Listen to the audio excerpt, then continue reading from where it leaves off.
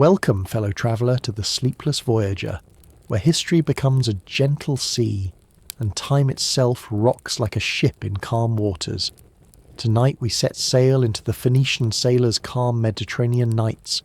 Have you ever imagined what it must have been like to drift across the Mediterranean 3,000 years ago, when the world was still stitched together not by maps and borders, but by waves and wind?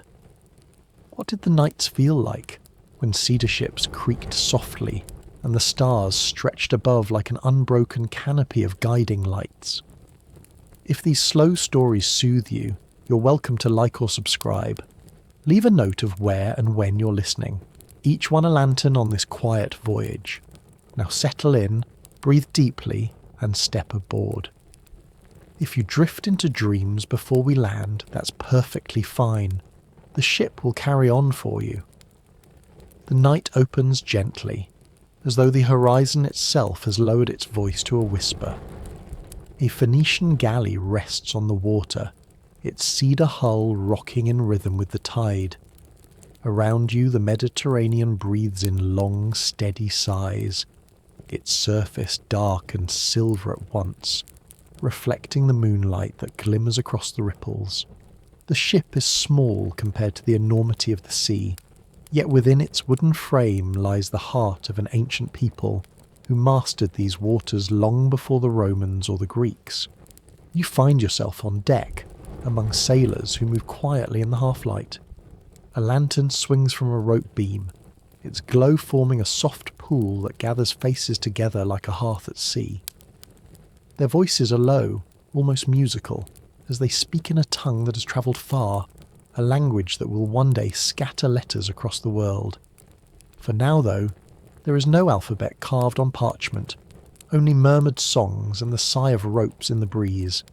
The Phoenicians were called the Purple People by their neighbours, named for the dye they extracted from the murex shell. Imagine that small sea snail, its shell twisting like a miniature horn, hiding a drop of liquid so potent it could stain cloth in shades reserved for kings. From tiny shells came a colour that changed empires, yet here, on this quiet deck, the men who carried it lived with simple bread and salted fish, their hands rough with rope and resin. The harbour is behind us now. Byblos sleeps on its hillside, its torches flickering like distant stars along the shore.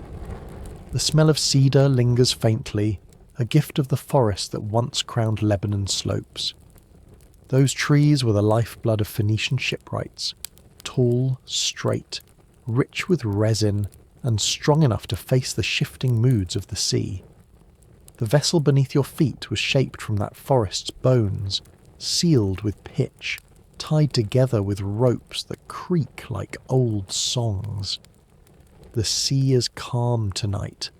There are nights when the Mediterranean rages, when waves climb like mountains and wind tears at the sails until every man fears he will never see shore again. But not tonight. Tonight the water lies smooth, like a dark piece of silk laid across the earth. The sailors are grateful. They know calm is temporary, but for now they lean back against coiled rope, sharing stories, and allow the night to cradle them. One of them, older than the rest, begins humming softly. The tune is slow, almost hypnotic. It carries across the deck like the lap of water against the hull. Another sailor joins in, and then another, until the ship itself seems to hum. Their songs are not meant for performance. They are for passing time, for steadying the rhythm of oars, for reminding one another that they are not alone on this wide and silent sea. Look upward now. The stars above spread endlessly, shimmering brighter without the intrusion of any modern light. They were the Phoenicians' maps, each constellation a landmark written across the heavens. The sailors knew how to follow the path of Polaris, the steadfast star that clings to the northern sky like a lantern hung by invisible hands. They did not need parchment charts or compasses. Their maps were made of starlight and memory, the courses measured by rising suns, winds that shifted like voices, and the taste of the air carried on their tongues. Can you picture the sky as they did? Imagine lying back on the wooden planks of the deck, the salt breeze brushing your face, and the night unrolling above you like a painted ceiling of glittering dots.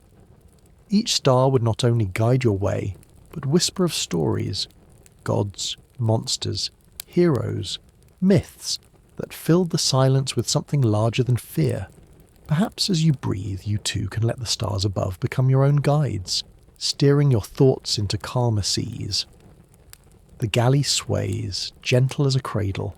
Somewhere below deck, amphorae rest in neat rows, heavy jars filled with olive oil, wine, and grain.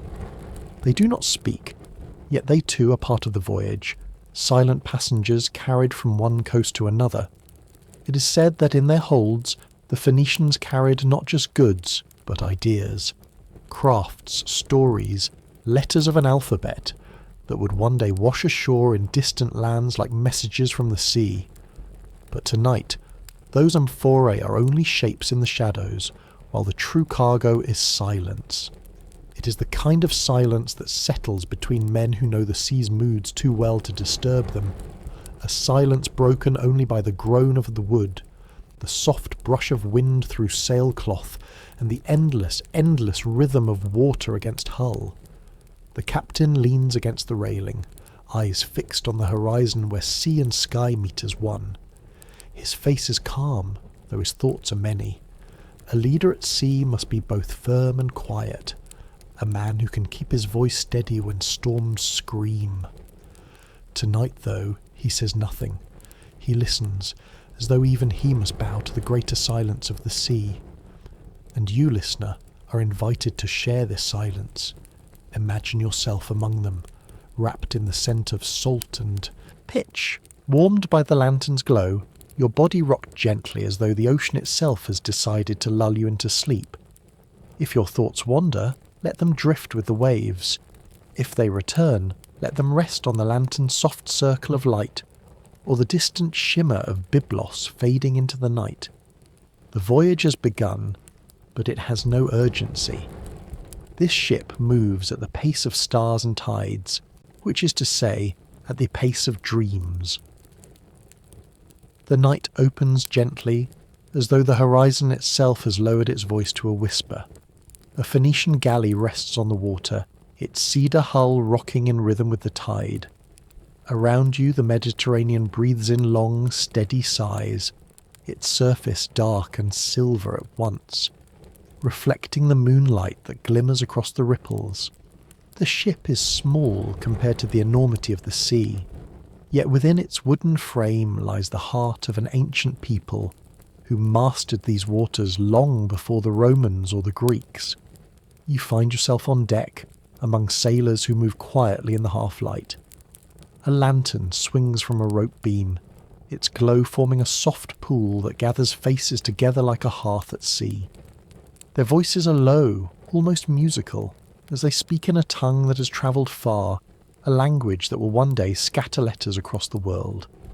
For now, though, there is no alphabet carved on parchment, only murmured songs and the sigh of ropes in the breeze. The Phoenicians were called the Purple People by their neighbours, named for the dye they extracted from the murex shell. Imagine that small sea snail, its shell twisting like a miniature horn, hiding a drop of liquid so potent it could stain cloth in shades reserved for kings. From tiny shells came a colour that changed empires, yet here, on this quiet deck, the men who carried it lived with simple bread and salted fish, their hands rough with rope and resin. The harbour is behind us now. Byblos sleeps on its hillside, its torches flickering like distant stars along the shore. The smell of cedar lingers faintly, a gift of the forest that once crowned Lebanon's slopes. Those trees were the lifeblood of Phoenician shipwrights, tall, straight, rich with resin, and strong enough to face the shifting moods of the sea. The vessel beneath your feet was shaped from that forest's bones, sealed with pitch, tied together with ropes that creak like old songs. The sea is calm tonight. There are nights when the Mediterranean rages, when waves climb like mountains and wind tears at the sails until every man fears he will never see shore again. But not tonight. Tonight the water lies smooth, like a dark piece of silk laid across the earth. The sailors are grateful. They know calm is temporary, but for now they lean back against coiled rope, sharing stories, and allow the night to cradle them. One of them, older than the rest, begins humming softly. The tune is slow, almost hypnotic. It carries across the deck like the lap of water against the hull. Another sailor joins in, and then another, until the ship itself seems to hum.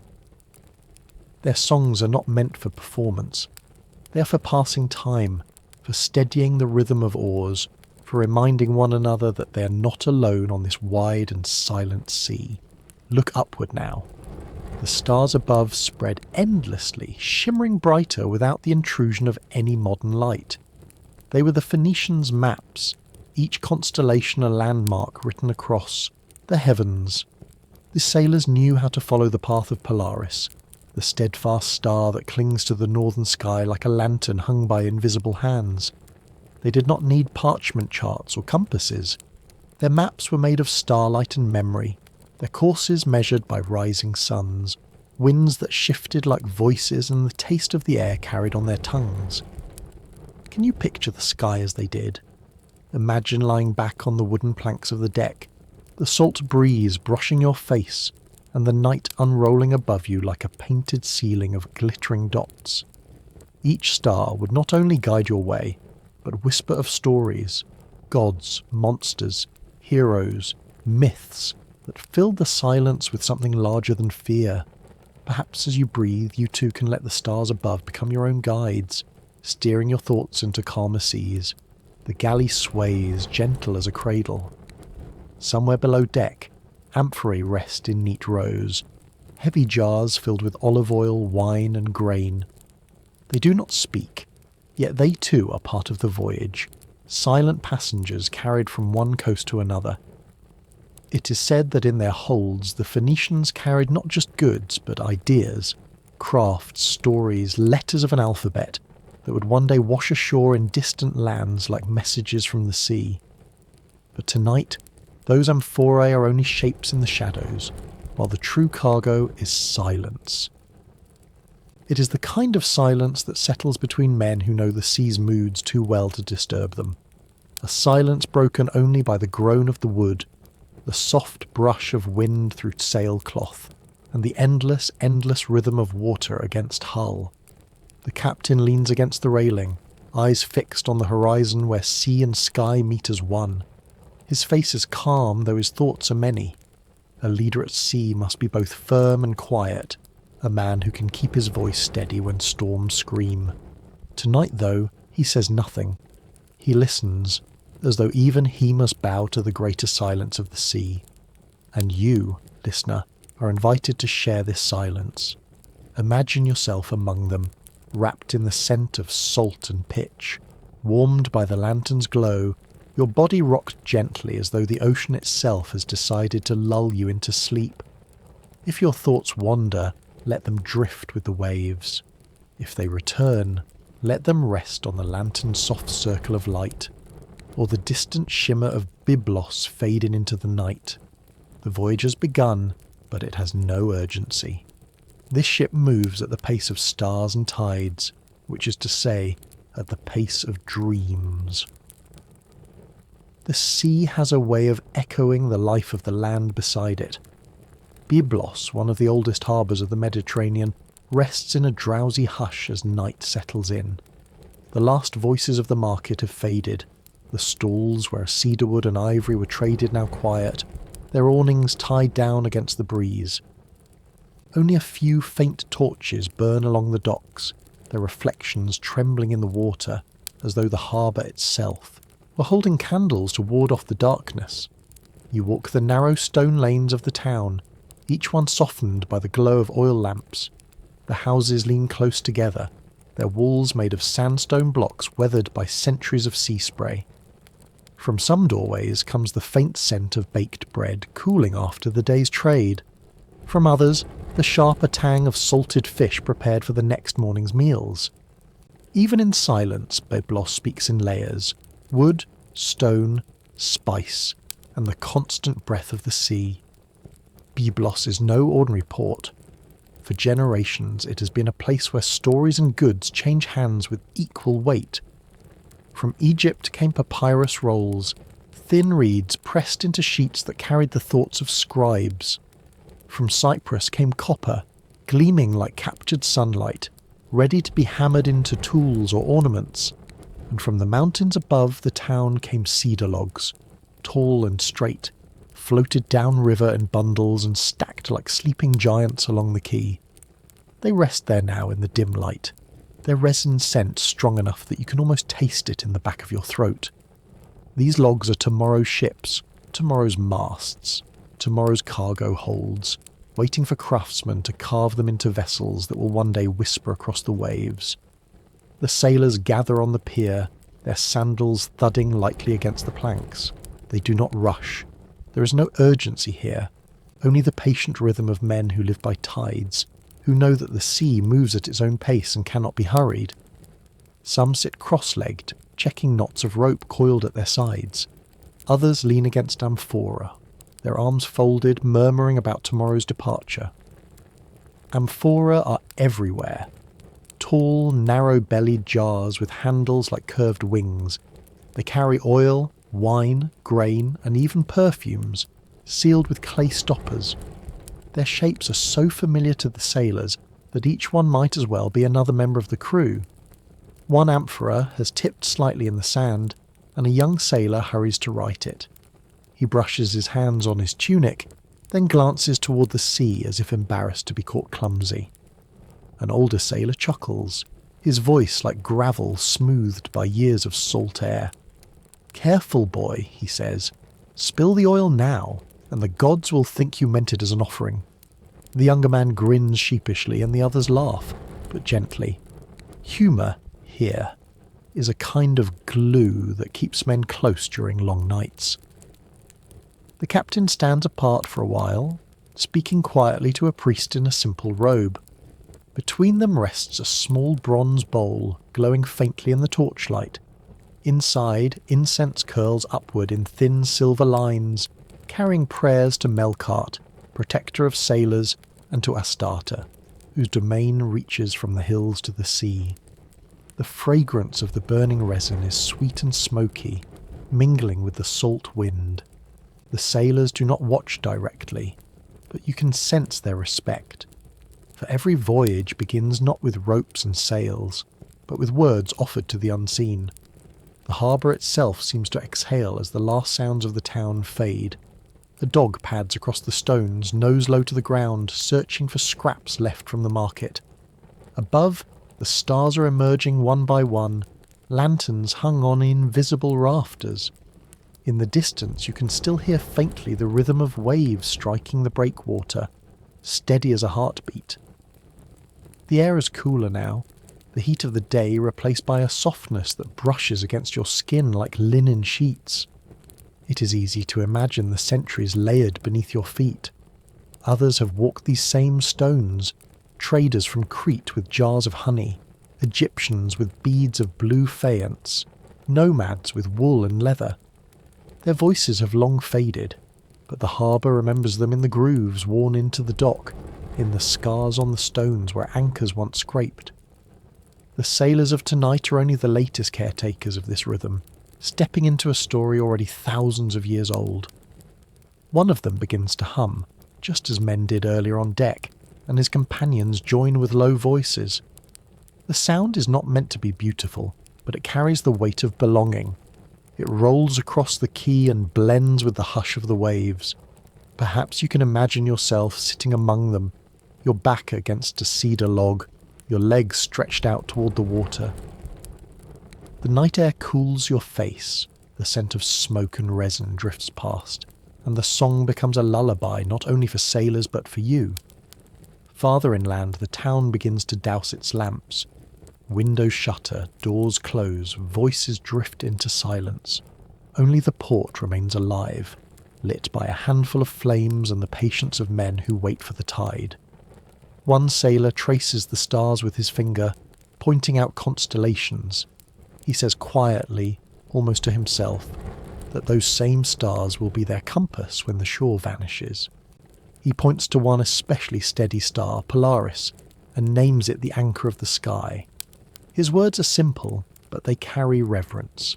For them, a star is not just light, it is a promise, as constant as breath. The boy who stumbled earlier has fallen quiet, staring at the sea as if searching for something beyond the horizon. Perhaps he's thinking of his family left behind, of his mother who kissed his forehead before he joined the crew, or of the hills above Byblos where the air is filled with pine and wild thyme. Homesickness begins not at sea, but in the moments before departure, when the shore is still visible and the mind cannot help but compare what is leaving with what lies ahead. The captain approaches him, laying a hand briefly on his shoulder. No words are exchanged. They are not needed. The touch itself is reassurance. One sailor passing strength to another. One voice saying silently, "You belong to the crew now, and the sea will take care of us all." The tide shifts faintly, nudging the ships against the quay. Ropes strain softly, like sleepers turning in bed. Soon those ropes will be loosened, the ships pushed outward into the dark. But for now the harbour holds them close, rocking them gently as though to remind them of the balance between departure and return. And you, standing here among them, feel the same balance. The weight of stone under your feet, the sweep of stars above, the hush of water beyond. The night has folded the town into quietness, yet the harbour still glows faintly, alive with cedar scent and human breath. It is not yet the voyage, not yet the open sea, but it is the threshold. The place where land loosens its hold and the sea begins to whisper its invitation. The ship rests like a living creature, tethered to the dock but eager to move. At first glance it seems simple. Just a long vessel with curved sides and a tall mast reaching upward. But when you stand close, when you let your hands trail along the smooth cedar planks, you realise it is the sum of many lives and many labours. Every plank was cut from the mountain's trees, carried down riverbeds, dried in the sun, and shaped by hands that knew wood better than they knew their own faces.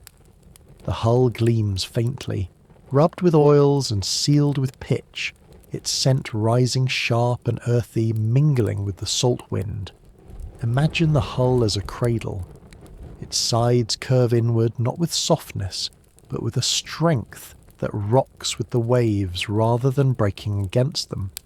This ship was not designed to fight the sea, but to move with it, to be carried by tides the way a leaf floats on a stream.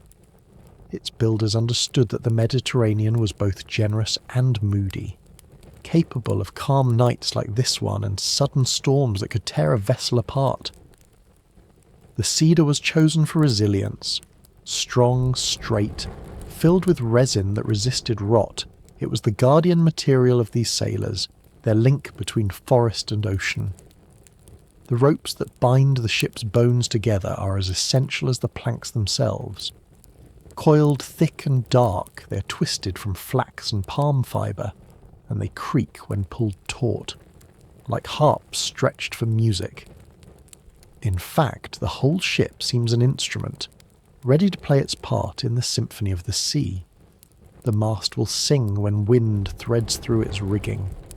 The sail will thrum like a drum when the breeze catches its cloth. The oars, long and smooth, will dip rhythmically, creating the steady percussion of wood on water. And beneath it all, the hull will provide the deep, resonant hum of cedar echoing against waves. At the prow, carved into the wood, is the faint outline of a figurehead. Some say it is a goddess, others that it is a stylized horse or bird. The shape is worn by spray and sun, softened over years of voyages, yet it still gazes forward as if leading the ship into the unknown. Sailors trust such carvings to watch what they cannot, to guard them in waters where human eyes falter. You can see the respect in the way men touch the prow before boarding, a small, unspoken gesture of reverence. The deck itself is narrow, designed for utility rather than comfort. Coils of rope lie in careful heaps, secured so they will not tangle in the dark. Oars rest in their slots, their blades shining faintly in the torchlight like the wings of sleeping birds. Amphorae are stored below, packed in straw to keep them from breaking as the ship rises and falls. Each one carries more than its weight. It carries the promise of trade, the link between distant lands, the lifeblood of merchants who wait on foreign shores. Step toward the mast and you notice how it rises almost impossibly straight. A single cedar trunk cut from a forest giant. Its height gives balance, its presence a reminder of the land even while at sea. The sail, rolled tight for now, is made of linen woven from flax, pale in colour, rough to the touch, but capable of catching the faintest breath of wind. It will unfurl tomorrow like a great white wing, lifting the vessel into its journey. For now it rests, furled against the mast, a folded promise. The sailors speak of their ship with a tenderness that might surprise you. To them it is not just wooden rope, it is a companion, a shelter, a second skin that carries them across waters where no land is in sight. They know every creak of its boards, every knot in its ropes. When it groans, they hear warning. When it stills, they hear peace. They patch its wounds, reseal its seams, replace its oars, and in turn it keeps them alive. In a world without compasses, without engines, without iron hulls, this fragile cedar body is their trust in motion, their only bridge between ports. Look closer, and you can see the marks of care. Pitch stains along the seams where craftsmen sealed the joints. Tool marks on the planks where axes and adze carved them into shape. The faint polish of feet where sailors have walked the same paths across the deck countless times. Even the smell of the ship, tar, salt, cedar, tells a story of voyages already made. Ships carry memories, not just men. This one holds echoes of laughter from past crews, prayers whispered during storms, perhaps even tears shed quietly on nights when the sea stretched endlessly in all directions. One sailor sits near the stern, sharpening a small bronze tool by lantern light.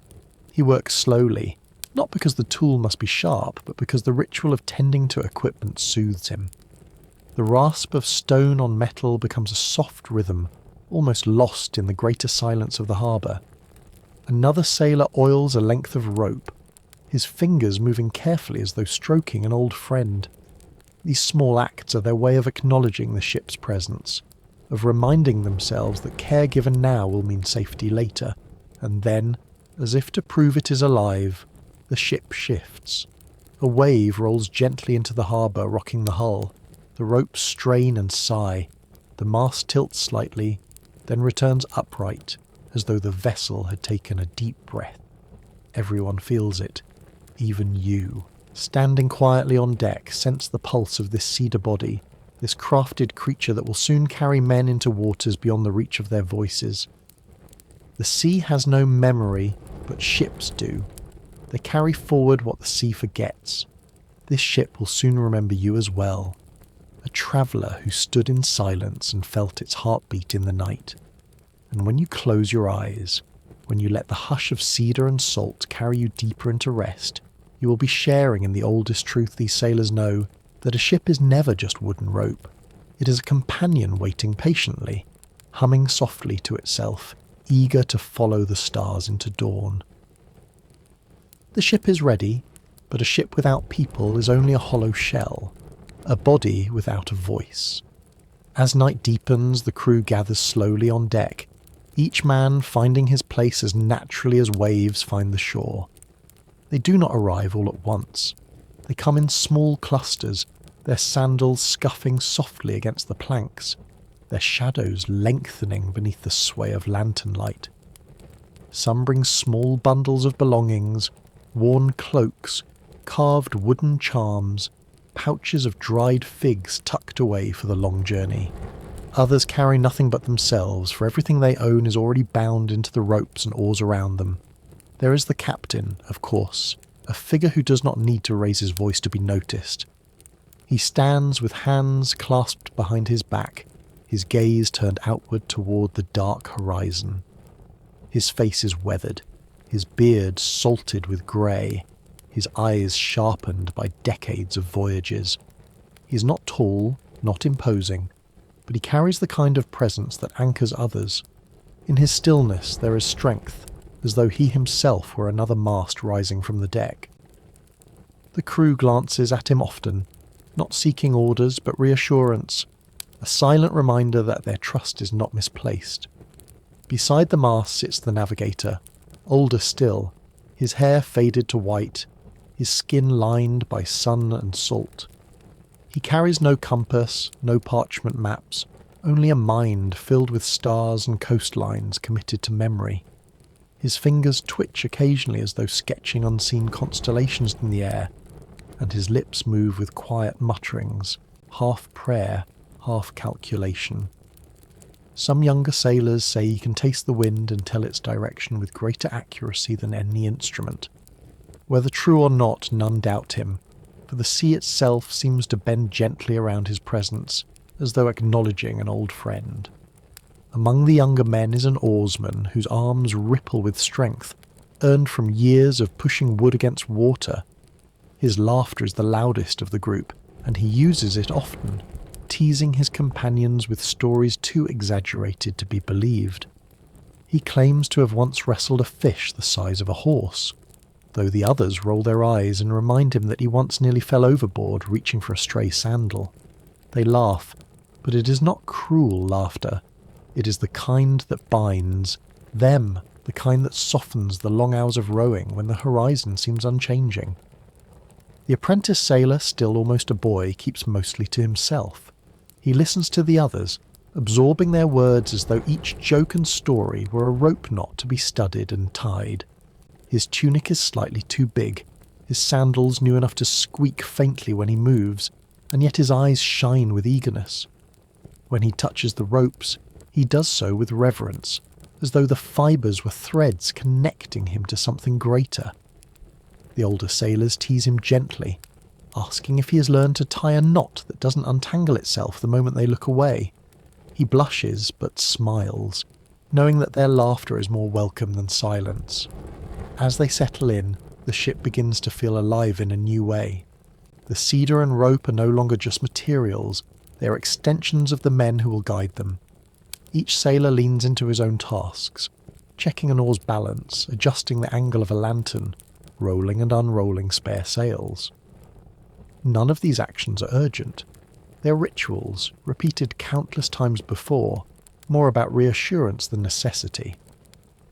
In the quiet of the harbour, they perform these tasks as one might smooth the corner of a blanket before sleep, small comforts against the vastness that awaits. From the stern comes the smell of bread, hard and flat, baked earlier and carried in baskets wrapped with cloth. The sailors share pieces of it, dipping into jars of olives, chewing salted fish that flakes beneath their teeth. One man bites too hard into a crust and mutters that the bread could double as a weapon should pirates appear. Laughter bursts out, carrying across the water.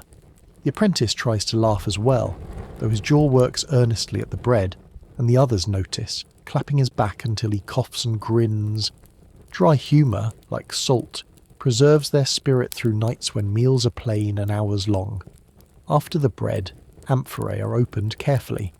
A small amount of wine is poured, passed hand to hand in clay cups chipped at the edges. They drink not to revel but to bind themselves together. The liquid is warm, carrying hints of the sun that once ripened the grapes, and its taste softens their voices. They speak of home, of wives, children, brothers who will not see them for months. They speak of other ports, Carthage, Cyprus, Gades, names that stretch across the sea like stepping stones. And sometimes, when words grow heavy, they fall silent, listening to the sea's own murmur as though it too were part of their company. Lanterns sway gently with the night breeze, painting shadows across the deck. In those shadows, the sailors look older, timeless, like figures from a story told generations ago. Perhaps they are. For the Phoenicians have always lived in the overlap between myth and reality, their ships moving across waters where monsters were said to lurk and gods to travel unseen. The sailors know these tales. Some whisper them half seriously, pointing at the black water as though an eye might open at any moment. Others dismiss them with laughter, though their laughter sounds louder than necessary, as if to cover the quiet unease that comes from facing the unknown. The captain finally speaks, his voice low but steady. He says little, only that the tide is favourable and the gods have been kind tonight. Yet those words are enough. The men straighten slightly, their shoulders squaring, their eyes fixed again on the horizon. In the small gap between his sentences, silence fills again, but it is no longer idle silence. It is expectant. The pause of breath before a long journey begins. You stand among them, sharing in the rhythm of this gathering. You hear the laughter, the scraping of bread crust, the clink of amphora lids, the rustle of ropes. You feel the cedar planks firm beneath your feet, the faint tilt of the hull with the shifting tide. You watch the lanterns sway, and in their glow you see not just sailors but companions, each carrying his own fears and hopes, bound together by rope, bread, and sea. The crew is complete. The ship is no longer hollow. Tomorrow it will breathe. Tonight it dreams. The harbour waits in a kind of suspended breath, as though it knows the moment of departure has arrived. Torches flicker along the quay, their flames bending sideways in the faint night breeze. Shadows lengthen across the water, stretching like dark fingers that reach toward the departing ship. The tide has risen just enough, lapping against the stone edges of the dock, as though urging the vessel to let go and drift toward the wider sea. The sailors move quietly now, their voices subdued, their laughter from earlier replaced by murmurs of preparation. One by one, ropes are untied from the thick wooden posts, the knots worked loose with hands that have practiced this ritual hundreds of times. Each rope is drawn back onto the deck, coiled neatly and set down with care, for nothing on a ship is left to chance. The cedar hull shifts, no longer held tight against the pier, but leaning gently outward, as if stretching its limbs after a long rest. The captain lifts his hand, and the men at the oars respond. With slow, steady strokes they dip their blades into the dark water. Each stroke is deliberate, unhurried, the wood slicing with a soft splash that echoes faintly against the walls of the harbour. The rhythm builds, not in haste but in patience, as though they are not rowing away from the land but toward something larger. The ship glides forward, its lanterns casting trembling light across the water, where reflections scatter and reform with every ripple. Behind, Byblos remains, a constellation of faint lights climbing up the hillside. The town seems smaller now, the details of stone walls and cedar piles blurred by distance. Soon it will fade entirely, leaving only the memory of its scents, the sharp tang of resin, the warmth of baked bread, the smoke of incense rising toward unseen gods. The sailors do not look back often, but when they do, it is not regret they feel. It is recognition, a quiet farewell to the land that nourishes them before handing them back to the sea. From the prow, the figurehead gazes forward, its features dim in the lantern glow, but its intent unmistakable. It points the way, leading the ship from the safety of the quay into the wide stretch of night. Beneath the hull, the water deepens, the sound changing subtly, from the slap of shallow tide to the broader hush of open sea. It is a shift that only sailors would notice, but you can sense it as well.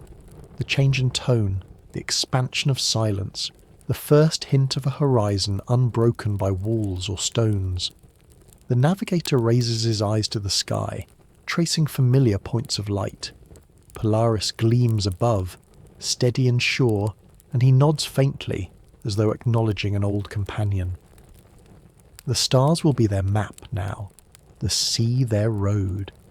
Each night will carry its own instructions, written not on parchment, but on the endless page of the heavens. The sailors trust this map more than any drawn by hand, for it cannot be smudged or stolen. It waits faithfully overhead, patient as time itself. Near the mast, a lamp swings with the rhythm of the oars. Its circle of light catches the apprentice's face, pale with excitement and a trace of fear. He grips his oar firmly, though his strokes lack the practised ease of the older men. Still, he holds steady, encouraged by the laughter and nods of those around him. His breath comes hard, but each inhalation tastes of salt and wind, and he knows this is the flavour of a life at sea. The older oarsman beside him, broad-shouldered and steady, leans close and whispers, "Do not fight the water. Follow it, as you would follow a song." The boy nods, adjusting his rhythm, and slowly his strokes begin to match the others, blending into the greater pulse of the ship. Soon the oars rise and fall as one, the vessel moving forward like a single body, each man a muscle, each breath a shared heartbeat. From the shore comes a final sound, the low bark of a dog carried faintly on the wind. It is a reminder that life continues in Byblos even as the ship departs, that fires still burn in hearths, that bread will bake again at dawn. The sailors hear it, and though none speak, some smile quietly to themselves. Departure is not an ending, but a thread tied to home, stretching invisible across the sea. The open water welcomes them gradually, as though allowing time to adjust. The air grows cooler, the breeze stronger. The lantern light shines farther now, unbroken by walls, reflecting on the ripples that spread endlessly outward. The oars dip and lift, their rhythm slow but unceasing, and the ship glides like a shadow across the surface. The captain remains silent, his eyes fixed forward. There is no need for words. His men know their places, their tasks, their rhythm. Silence, in this moment, is the greatest leader. It spreads across the deck, allowing each man to hear the water, to feel the tilt of the hull, to recognise the presence of the sea around them. Silence is not empty. It is filled with trust, with anticipation, with the knowledge that every journey begins not with noise but with listening. You stand among them, feeling the deck shift beneath your feet, the pull of the oars in steady rhythm, the faint sway of the lantern above. Behind you, the lights of Byblos fade into the dark. Ahead, only the horizon waits, a wide expanse of mystery painted in shades of silver and black. You do not know what lies beyond, but the sea has opened its arms, and the ship has accepted the invitation. The ropes have been pulled aboard, the last tether to land released. The harbour is behind you now, its voice a memory, its presence reduced to a glow that will vanish with distance. The ship belongs to the sea once more, moving at the pace of stars and tides, leaving behind the certainty of stone for the shifting embrace of water. In this quiet passage from land to sea, from stillness to motion, you feel the truth of what the sailors know. Every departure is also an arrival, every ending a beginning. And as the oars rise and fall, carrying the vessel outward, you too drift gently into the greater voyage, carried by rhythm, guided by silence, surrounded by the endless calm of the Mediterranean night. The night has deepened, and the sea stretches endlessly in every direction, a wide sheet of dark silk stitched with silver. The oars are drawn in for a time, their blades resting on the deck, and the ship drifts beneath the breath of a gentle wind. The sail, unfurled now, catches that wind with a low, steady sigh, pulling the vessel forward with less effort, as though the sea itself has decided to carry the crew in its arms.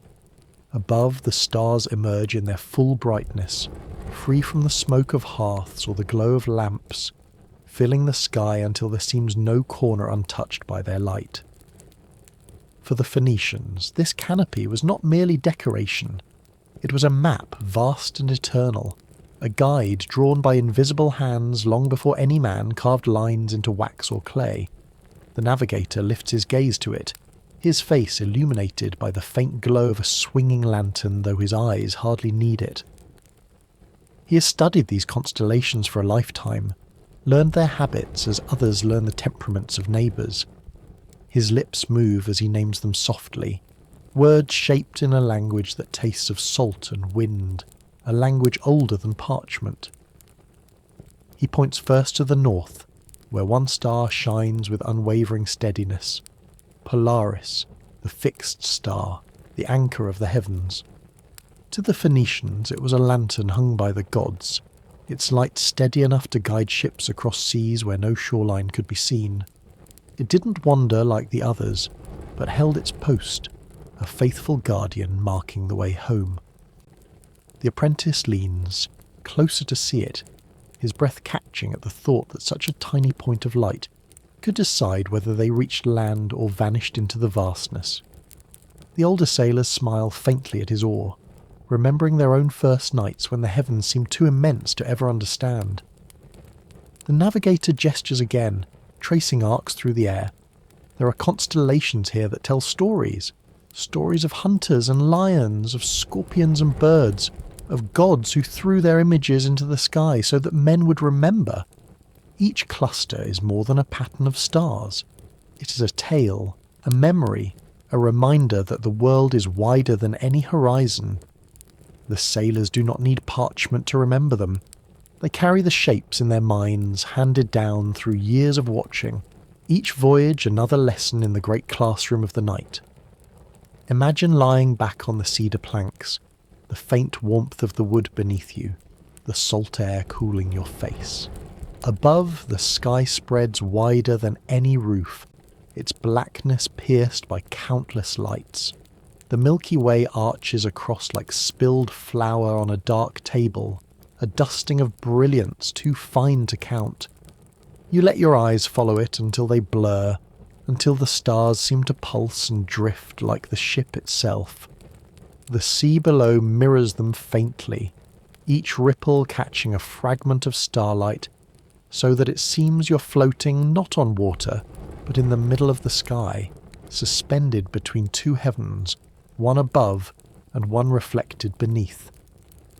The sailors whisper quietly, not to disturb the night. One of them hums a tune again, a low, steady note that rises and falls with the pitch of the ship. The sound blends with the sigh of the sail and the hush of the waves, until it seems the stars themselves are listening. Perhaps they are.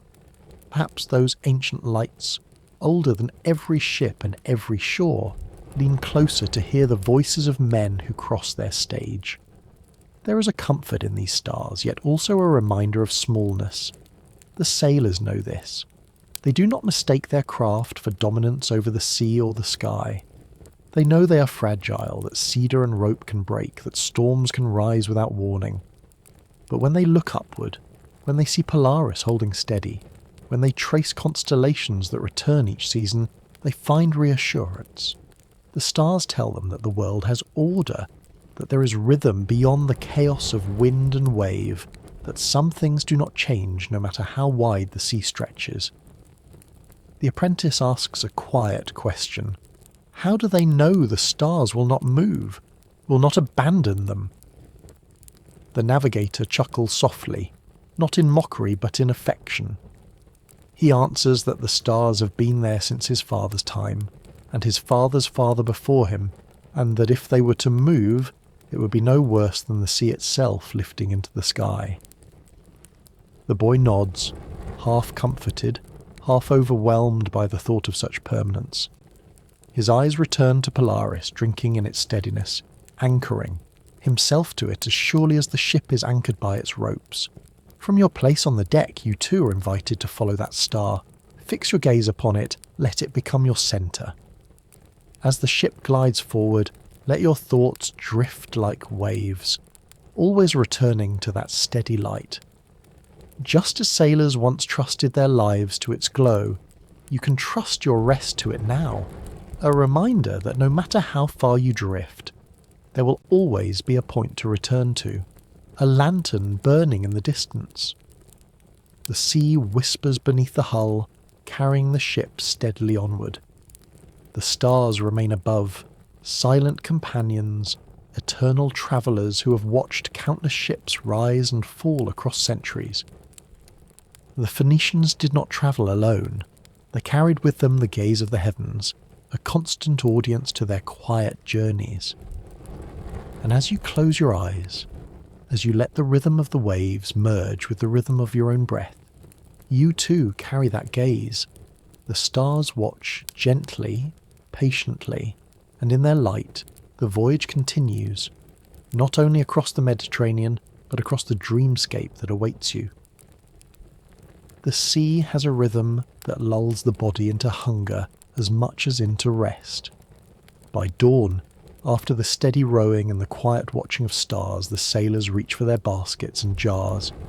Food at sea is never extravagant. It is practical, enduring, designed to last for weeks without spoiling. Yet in the stillness of morning, when light creeps across the horizon and paints the water with soft silver, even the simplest bite feels like a blessing. The first sound of the meal is the rustle of cloth. Woven bags are untied, their knots undone with hands still stiff from rowing. Within them lie loaves of bread baked in Byblos before departure. The crusts are thick, hardened by the oven's heat, meant to resist damp air and time. One sailor raps his knuckles against a loaf and jokes that it could double as a shield should an enemy arrow come flying. Another adds that if thrown hard enough it might even sink a small boat. Laughter ripples across the deck, though their teeth will soon discover the truth of the jest. The bread is broken into chunks, shared around without ceremony. It flakes unevenly, scattering crumbs onto the planks, which the wind quickly claims. With the bread comes salted fish, their bodies stiff, their scales dulled but still faintly gleaming in the light. The fish smell of brine and smoke, a sharp tang that clings to fingers long after eating. Sailors chew slowly, washing each bite with sips of watered wine drawn from amphorae. The wine is no feast day luxury. It is thin, sometimes sour, but it moistens bread and carries the warmth of vines that grew under Mediterranean suns. One man carefully unwraps a small pouch tied with leather. Inside are dried figs, shriveled yet sweet. Their taste like pockets of preserved sunlight. He offers them sparingly, knowing that such treats cannot be replenished until landfall. A few nuts are passed around as well, their shells cracked between stones, their meat eaten with quiet satisfaction. The food is simple, repetitive, but each sailor knows it is enough. It fills the belly, steadies the body, and ties the crew together in routine. Meals on the open sea are not only about nourishment. They are pauses in the endless rhythm of rowing and sail tending, moments when voices rise a little louder, when stories slip free more easily. A sailor speaks of his wife's cooking, of stews rich with herbs and lamb, and the others groan, half in longing, half in mockery, telling him to be quiet unless he can summon such a pot from thin air.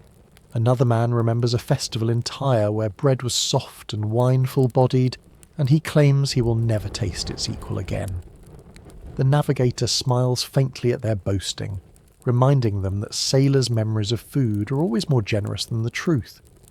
The apprentice listens, chewing his bread with determination. He does not yet have stories of feasts or wives or festivals. He has only the taste of this salted fish, the ache of his arms from rowing, and the wonder of being far from shore. When he tries to speak, to join the men with a tale of his own, his words stumble and he blushes. Yet the older sailors laugh kindly, passing him another piece of bread as though to say that one day his stories too will be told and retold, shaped by the sea and flavoured by longing. The captain eats sparingly, tearing his bread in small pieces, dipping them into oil poured from a jar.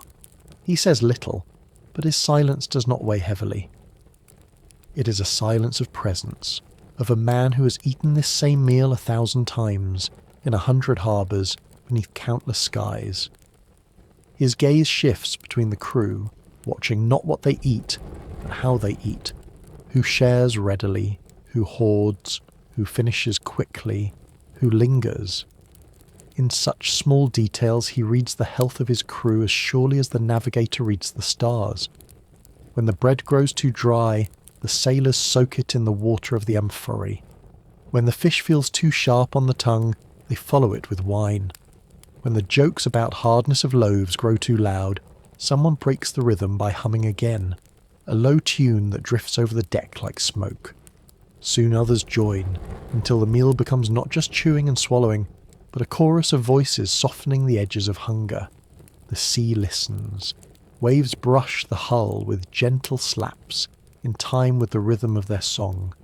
Seagulls circle faintly overhead, their cries carried from distant cliffs. The sun rises higher, painting the sail in pale gold, casting shadows that move slowly across the cedar planks. The meal winds down, pieces of bread dwindling, fish bones tossed back into the water, where silver flashes dart to claim them.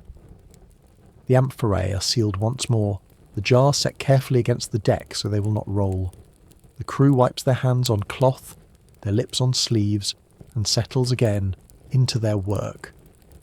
Yet for a few lingering moments, the aftertaste of figs, olives, and fish remains, mingled with the taste of salt in the air. It is not feasting, but it is survival. It is not abundance, but it is enough.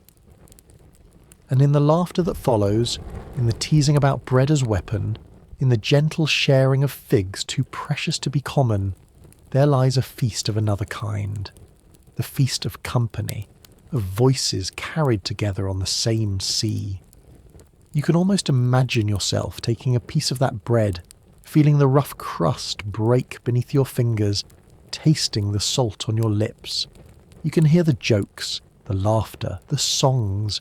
You can sense the simple gratitude in each swallow, the reminder that in every voyage, in every quiet night at sea, the smallest meal can feel like a banquet when it's shared beneath the stars. The ship awakens with sound, not the harsh noise of hammers or shouts, but a quieter chorus, a collection of tones so natural that they weave themselves into music without anyone intending it. It begins with the oars. Long shafts of polished wood dip into the water one after another, blades slicing cleanly, then lifting, dripping silver droplets that sparkle briefly before vanishing back into the sea. The rhythm is steady, practiced, and unhurried, like the heartbeat of something immense and calm. Each stroke joins the others until the entire vessel seems to breathe, inhaling with the pull, exhaling with the release. Above this steady beat comes the sigh of the sail. Linen cloth, woven from flax, swells gently as it catches the morning breeze. It does not crack or snap, not tonight. Instead it fills with a low rustle, like the exhalation of some great sleeping animal. The mast creaks faintly, the ropes strain, and together they form a counterpoint to the oars below. Sail and oar are different instruments, one drawing power from the wind, the other from human muscle. But together they compose a harmony that belongs uniquely to the sea. Listen closer, and you will hear other notes. The ropes, twisted from flax and palm fibre, groan softly as they tighten against their wooden anchors. They hum with each shift of the wind, vibrating like strings plucked on a lyre. The hull itself adds its voice, a deep and resonant timbre, as waves strike cedar planks and send echoes through the vessel's body. Even the amphorae below deck join in, clinking faintly against one another with every tilt, like bells muffled in distant fog. The sailors contribute too, not with the clamour of command, but with voices shaped into rhythm. They sing under their breath, chants passed down from older voyages, lines simple enough to remember but powerful enough to carry their bodies through endless repetition. The words are not important. It is the cadence that matters, the rise and fall matching the pull of oars. One voice begins, another joins, and soon the entire crew moves in time not only with each other, but with the sea itself. Work becomes music, and music becomes rest. There is a strange comfort in these sounds. They do not demand attention. They settle around you like a blanket, familiar, steady, predictable. To lie on the deck and listen is to be rocked by a cradle of rhythm. You feel the sway of the ship beneath you, the thrum of wood against wave, the chorus of rope and sail overhead. It is not silence, but it is peace. The kind of peace that does not need stillness, only order. The apprentice rose with wide eyes, still unused to the subtle music of labour. He glances at the older men, measuring his strokes against theirs, adjusting each movement until his oar dips and lifts in unison with the rest. Sweat shines on his brow, his arm trembles slightly, but he finds reassurance in the sound that enfolds him. He knows if he falters, the rhythm will carry him forward, lifting him back into step, reminding him that no man rows alone. The captain walks the deck slowly, his sandals clicking softly against the planks. He listens more than he speaks. For him, the ship's music is not only comfort but measure. He can hear if an oar strikes too late, if a rope strains too sharply, if a sail flutters where it should hold steady. To outsiders it may seem like a chaos of creaks and groans, but to his practiced ear it is an orchestra, and every note must fall in place. His silence is not detachment, it is attention, the listening of one who knows that harmony is safety. Even the sea itself joins in. Waves slap gently at the hull, in rhythms that seem almost conversational, as if the water were answering the oars. Seagulls cry faintly in the distance, their voices high and sharp, punctuating the deeper tones below. The wind shifts, carrying scents of salt and resin, and the sail responds with a deeper breath. Together it becomes a living song, rising and falling, fading and renewing, like the endless cycle of tide and moon. Imagine lying on your back upon the cedar deck, closing your eyes and letting the rhythm seep into your body. The oars become your heartbeat, slow and steady. The sail becomes your breath, rising with the inhale, falling with the exhale. The ropes become the threads of thought within your mind, pulled taut, humming faintly, yet holding you together. The entire ship becomes not just a vessel of wood and rope, but an extension of yourself, carrying you forward across the sea as gently as sleep carries you across the hours. For the sailors, this rhythm is more than music. It is endurance. Days at sea are long, horizons unchanging, the sky and water blending until time itself seems dissolved. Without rhythm, men would drift into despair, but with it, each hour becomes bearable. Each mile measured not in distance, but in beats of oars and sighs of sail. They do not count days, they count songs. They do not measure leagues, they measure breaths. And for you, listening now, you may find the same truth. Each sound is a step in your own passage, each creak and sigh carrying you deeper into calm. You are not apart from the ship, you are part of its music, another note in the harmony that stretches from cedar planks to distant stars. The rhythm continues long after the meal is ended, long after the laughter of bread jokes has faded. It continues because it must, because ships do not pause and seas do not wait. Yet in its constancy lies comfort. It is the heartbeat of the voyage, steady as Polaris, gentle as the rocking of waves, timeless as the stories told between strokes. Night lingers longest at sea, not because it refuses to leave, but because it has no obstacles to climb, no mountains or trees or walls to break its hold.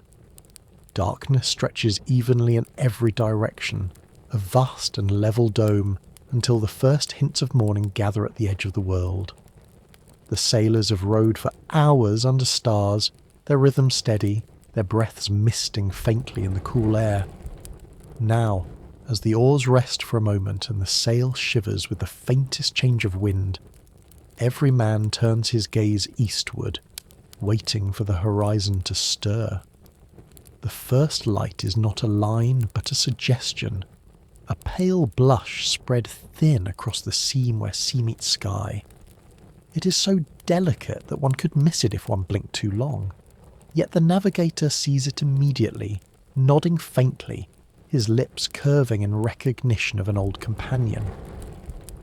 Dawn to him is not a surprise but a reassurance, a sign that the order of the world holds true, that night has kept its promise to yield.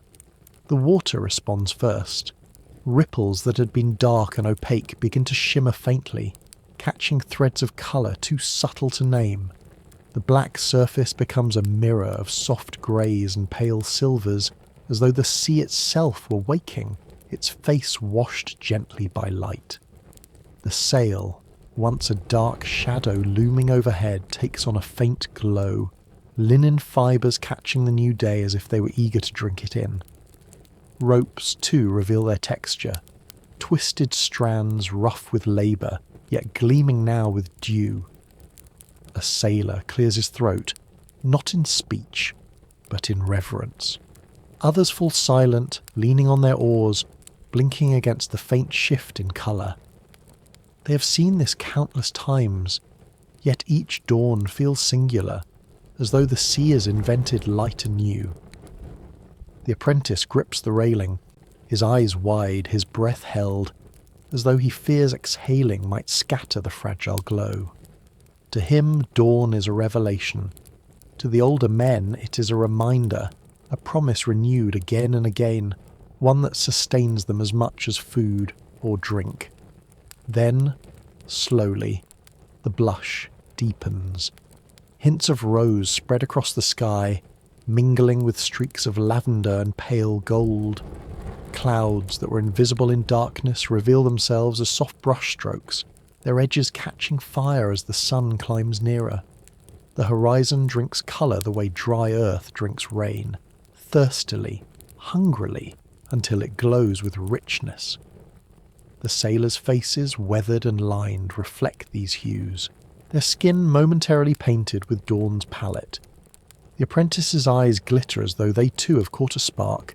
The sea transforms alongside the sky. What was black and endless becomes a living canvas, each wave tipped with light, each ripple edged in fire. The ship itself seems renewed, its cedar planks glowing warmly, its figurehead gilded with the first rays. The sail swells, pale linen now shining faintly like the wing of a bird stretching into flight. Every element of wood, rope, and cloth becomes more than material. It becomes an instrument tuned by the sun, ready to carry the crew farther into the day. One sailor begins humming softly, and another joins, their voices blending with the hush of waves. It is not a song of labour nor of sorrow, but of simple acknowledgement, a tune as old as dawn itself. The notes rise with the light, carrying gratitude, hope, and the faint joy of survival. For dawn is proof that the storm of night has passed, proof that the world continues, proof that the sea has not claimed them in silence. The captain, who had remained still through much of the night, allows himself a small smile. He does not speak. He rarely does in such moments, but his shoulders relax, his stance loosens. His men see it, and they too breathe easier, for the captain's calm is their compass as surely as Polaris. The navigator closes his eyes briefly, murmuring a prayer, his words carried softly by the breeze. The gods have given another day, and the sea has opened its arms once more. Imagine yourself among them, standing at the railing, the salt spray cool on your face, the warmth of cedar beneath your hands. The horizon glows brighter, the line of the sun swelling until its edge breaks free of the sea. A golden orb rises slowly, its reflection spilling across the waves like molten metal poured from the sky.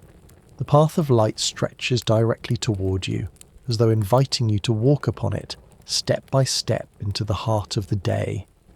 You know you cannot, yet the vision itself is enough, a bridge woven of brilliance, a gift given freely by the morning. The sailors watch in silence as the sun climbs higher, the world around them reshaped by its presence.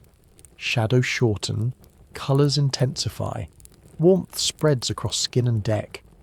The night's cool dampness fades, replaced by the dry kiss of sunlight. The birds overhead wheel more confidently now, their cries sharper, as though they too had waited for the light before beginning their day. The sea, once hushed, grows livelier, its surface dappled with movement, waves catching and scattering the sun into 1,000 fragments. For the Phoenicians, dawn was more than beauty. It was orientation, direction, a mark on the clock of nature that guided their days. It told them when to row harder, when to adjust the sails, when to rest. It marked not only time, but trust, for in its daily return they found reason to believe that order ruled the chaos of the sea. The apprentice learns this silently, his eyes fixed on the golden disk rising higher, his heart swelling with both awe and relief. And for you, here in this quiet listening, dawn can be the same, a reminder that every night, no matter how endless, gives way to light, that every silence, no matter how deep, is only a pause before renewal. As the ship glides forward, carried by oar and wind, so too you're carried, rocked gently between darkness and light, held steady by the rhythm of the sea and the promise of another horizon waiting to be revealed. The sea teaches patience, and no one embodies that lesson more than the captain. While younger men laugh over bread or argue good-naturedly about the shape of constellations, he stands apart near the prow, his gaze fixed on the horizon where sea and sky blur together. He does not fidget with rope or shift restlessly from foot to foot. He simply stands, calm and still, as though carved from the same cedar that forms the ship's bones. His presence is not loud, not forceful, but undeniable. Even without speaking, he commands attention. The sailors glance toward him as they work, not because he demands it, but because he is the axis around which their world turns.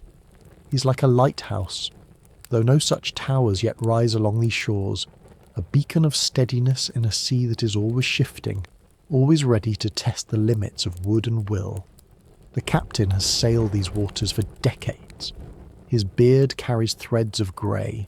His hands are scarred by rope burns and the bite of salt air. His eyes carry the quiet sharpness of one who has watched storms gather and scatter. He has seen vessels lost and vessels saved, harbours reached and harbours missed. He knows the sea cannot be tamed, it can only be respected, listened to and navigated with care. His leadership is not a matter of force but of presence, of knowing when to speak and when to let silence carry its own authority. On this night, his voice is not needed. The men know their rhythm, the navigator follows the stars, the oars dip in unison. Still, his watchfulness is as essential as the ropes that bind the mast. For a crew far from land, leadership is not a luxury but a necessity. Without it, men drift as easily as ships, carried away by fear or weariness or quarrel. The Phoenicians understood this. Their voyages stretched for weeks, even months, across waters where storms could appear without warning, where supplies might dwindle, where silence itself became heavy. Only with a steady hand at the helm could such journeys be endured. The captain moves occasionally, not pacing but drifting slowly along the deck, pausing to check a knot or glance at the angle of the sail. His touch is light, his inspection brief. He trusts his men, yet he verifies their work, not out of suspicion, but because he knows the smallest oversight, a loose rope, a cracked oar, an untied knot, can grow into disaster when the sea decides to test them. The men accept this without complaint. In fact, they find comfort in it, knowing that nothing escapes his attention, that his eyes are always on the details even as his mind stretches toward the horizon. The apprentice watches him with admiration. To the boy, the captain seems larger than life, a figure who belongs more to the sea than to the land. He wonders if the man was ever young, ever clumsy with knots, ever nervous at the sight of an unbroken horizon. Perhaps he was, but those years have been buried beneath experience, polished away like wood smoothed by constant touch. Now he stands as the embodiment of what the apprentice longs to become, steady, fearless, unshaken. Yet the captain is not without his own private thoughts. No leader ever is. When the crew cannot see his eyes, he lets them wander upward, tracing the constellations, measuring the distance between stars, listening to the sea's endless breathing. He remembers other voyages, friends lost to storms, harbours reached with only half the provisions expected, laughter that once filled the deck but now lingers only as memory. He carries those ghosts with him, not as burdens but as reminders. Leadership means remembering so others can forget, so that the younger men may row and laugh and sleep without the weight of history pressing on their shoulders. The lanterns sway gently, casting light across his face. The shadows deepen the lines at his eyes, soften the silver in his beard. He seems, in that glow, both eternal and weary, a man caught between the unchanging patience of the stars and the fragile urgency of human life. Yet there is no trace of complaint in his stance. He belongs to this role as surely as cedar belongs to the forest. A gentle fact remains true across all seas and centuries. Leadership is the difference between survival and loss. In times of calm, it may seem unnecessary, even invisible, like a rudder hidden beneath the water. But when storms gather, when waves rise like walls, it is the captain who must remain upright, who must not waver even as the ship tilts and the crew trembles. His calm is their anchor, his steadiness is their shield. For now the night is kind, and his role is one of watchfulness rather than command. He breathes slowly, evenly, in rhythm with the waves. He lets the silence settle, lets the men feel the peace of a sea that has not chosen to roar. He stands as a reminder that vigilance is not only for times of danger, it is for moments like this, when the sea is calm, when weariness tempts men into carelessness, when silence feels safe enough to lull attention away. You may imagine yourself watching him, standing a little behind, the cedar deck warm beneath your feet, the night air brushing your face. You feel what the sailors feel, that in his stillness there is strength, that in his silence there is assurance. He's not speaking to you, yet his presence is a message. All is well, the sea is generous tonight, and tomorrow will come. Perhaps, as you watch, you can feel a reflection of his calm settling into you. Just as his gaze holds the horizon steady, your thoughts begin to hold still.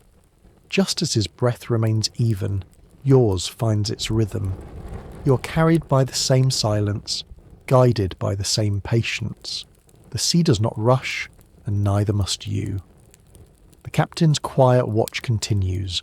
Lanterns sway, stars glimmer, the ship glides.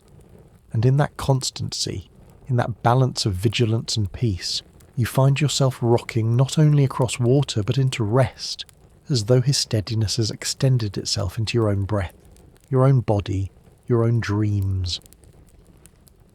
If the captain is the lighthouse of the voyage, the quiet beam of human steadiness guiding the crew, then the navigator is the map itself, a living archive of skies, currents and seasons. He does not stand tall like the mast, nor command with silence like the captain.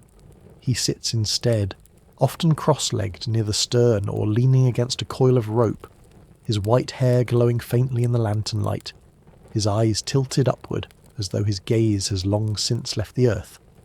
To watch him is to realise that this ship, fragile cedar against an endless sea, moves not through blind chance but through knowledge carried patiently in one man's memory. His tools are few. There are no compasses, no hourglasses, no parchment maps inked with coastlines. His world is written in stars, in the feel of wind against his cheek, in the way water curls around the prow. At night, when most of the crew rest their eyes or murmurs to one another in low voices, the navigator remains awake, whispering the names of constellations under his breath like prayers. His finger traces arcs in the sky, unseen lines connecting clusters of light, until whole shapes emerge. Hunters, lions, scorpions, birds, figures that men before him claimed were placed in the heavens by gods who wanted their stories never to be forgotten. One of his rituals is both simple and profound. He scoops a handful of sand from a small pouch he keeps near his side. Holding it above his palm, he lets the grains slip slowly through his fingers. The stream falls in a steady trickle, and as it does, he marks the passage of time. Each measure tells him how long the oars have pulled, how long the sail has filled, how long until the next change of duty. To an untrained eye it seems imprecise, almost whimsical, yet to him it is as reliable as the rising sun. The crew watches with quiet respect, for they know that in this flow of sand lies the rhythm of their journey. The younger sailors whisper sometimes, half in jest, half in awe, that the navigator does not simply read the stars but converses with them. They say the stars are God's eyes, scattered across the sky to watch men below, and that the navigator is old enough to have earned their friendship. When he stares upward too long, some joke that he's waiting for the stars to wink back, to signal their approval of the course. The apprentice listens wide-eyed to these whispers, uncertain whether to laugh or to shiver. For in the boundless night, when sky and sea seem endless, it is easy to believe that unseen beings truly watch, and that the man who guides them carries not just knowledge but communion with the divine. There is wisdom etched into his silence. He does not waste words on warnings or scolding. Instead, when an oar falls out of rhythm or a rope tangles, he hums quietly, almost absently, until the mistake corrects itself. His voice is a soft reminder, a melody of patience. He teaches not with commands but with presence, letting the sea itself instruct through him. The apprentice, eager and restless, often tries to ask questions. How do you know which star is true north? How do you tell if the wind will shift? How can you sense when land is near even if no coastline is in sight? The navigator answers rarely, but when he does, his words are shaped with care like stones smoothed by water. He says simply, "The stars tell me. The sea tells me. I have learned to listen." Imagine sitting beside him, the cedar planks cool beneath you, the ship swaying gently, the stars above burning steadily. He places a hand on your shoulder, steady and weathered, and points upward. His finger rests beneath Polaris, unwavering, and he tells you it is the anchor of the heavens, the star that refuses to wander. Then his hand shifts across the sky, tracing the curve of the Great Bear, the Scorpion's Arc, the twin figures of Castor and Pollux. His voice is low, almost like a chant, as though speaking their names aloud strengthens their power. You follow his gestures, your eyes straining to see what he sees, and slowly the heavens begin to take shape, no longer scattered points but a map unfolding, a story written across blackness. The sailors trust him implicitly. When the sea is calm, they row and laugh, content to let him hum and murmur as he does. But when storms rise, when clouds swallow the stars and waves roar louder than any human voice, it is the navigator they look to. Even then, when the heavens are hidden, he reads the sea itself, the colour of foam, the taste of wind, the rhythm of swells. He knows when to hold course, when to wait, when to trust silence. And more often than not, when the clouds part again, they find themselves still on track, their course still true, as if the stars had whispered directions even from behind the storm. There is something timeless about him. The younger men change with each voyage, some return, some do not. But the navigator endures, as though he himself were part of the ship. His beard whitens, his shoulders stoop, his voice grows softer, yet he remains. To the crew, he's not only a man, but a tradition, a bridge between their present voyage and every voyage before. His presence reminds them that they are not the first to cross these waters, nor will they be the last, that they're part of a chain stretching back through generations of sailors who trusted stars long before their names were written in clay or stone. And for you, listening now, his presence carries another meaning. He invites you to consider the stars above your own nights, the quiet lights that remain even when storms of thought gather. They do not move quickly. They do not shout for attention. They wait patiently, offering guidance when you choose to look upward. Like the navigator, you may find comfort in their steadiness, a reminder that not all is chaos, that some truths are constant and that in their constancy you may rest.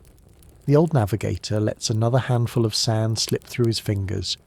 The grains fall, steady and sure, marking time in a language older than clocks. His eyes lift once more to the heavens, his lips forming the names of gods and creatures. The ship glides on, the stars watch, the sea breathes, and you, carried in this rhythm, find yourself cradled by the same silence, guided by the same light, resting in the same eternal watch.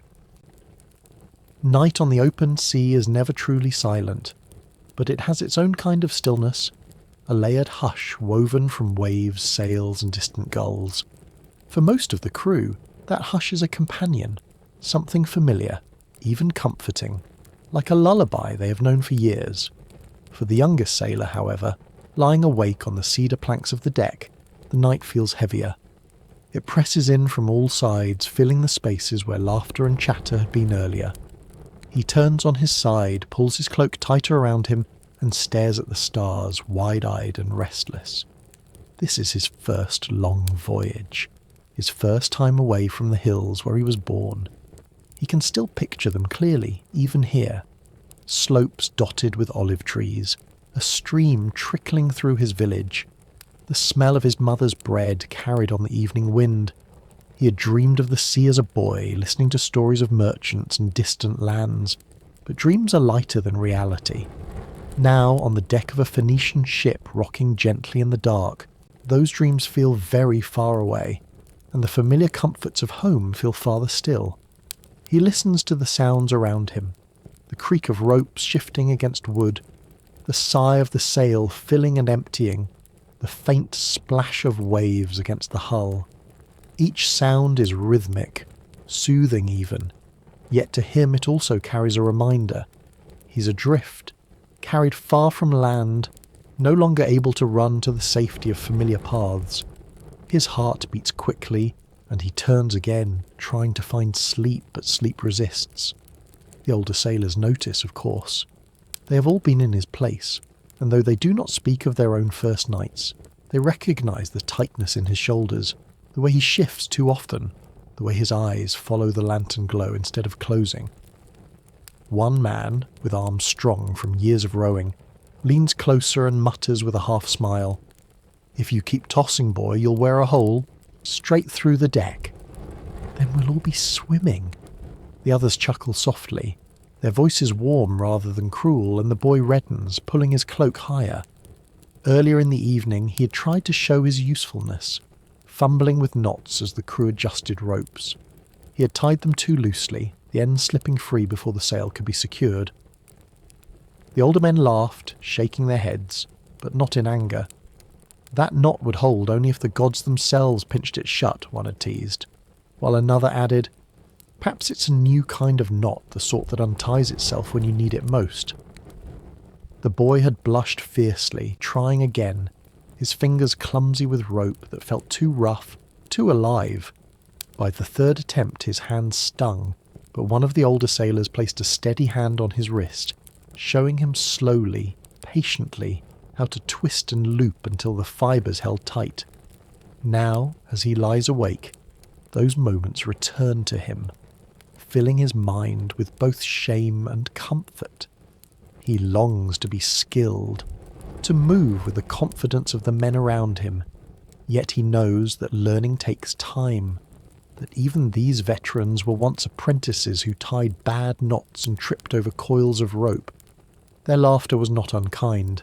It was a thread pulling him into the fabric of their company, a reminder that mistakes are part of belonging.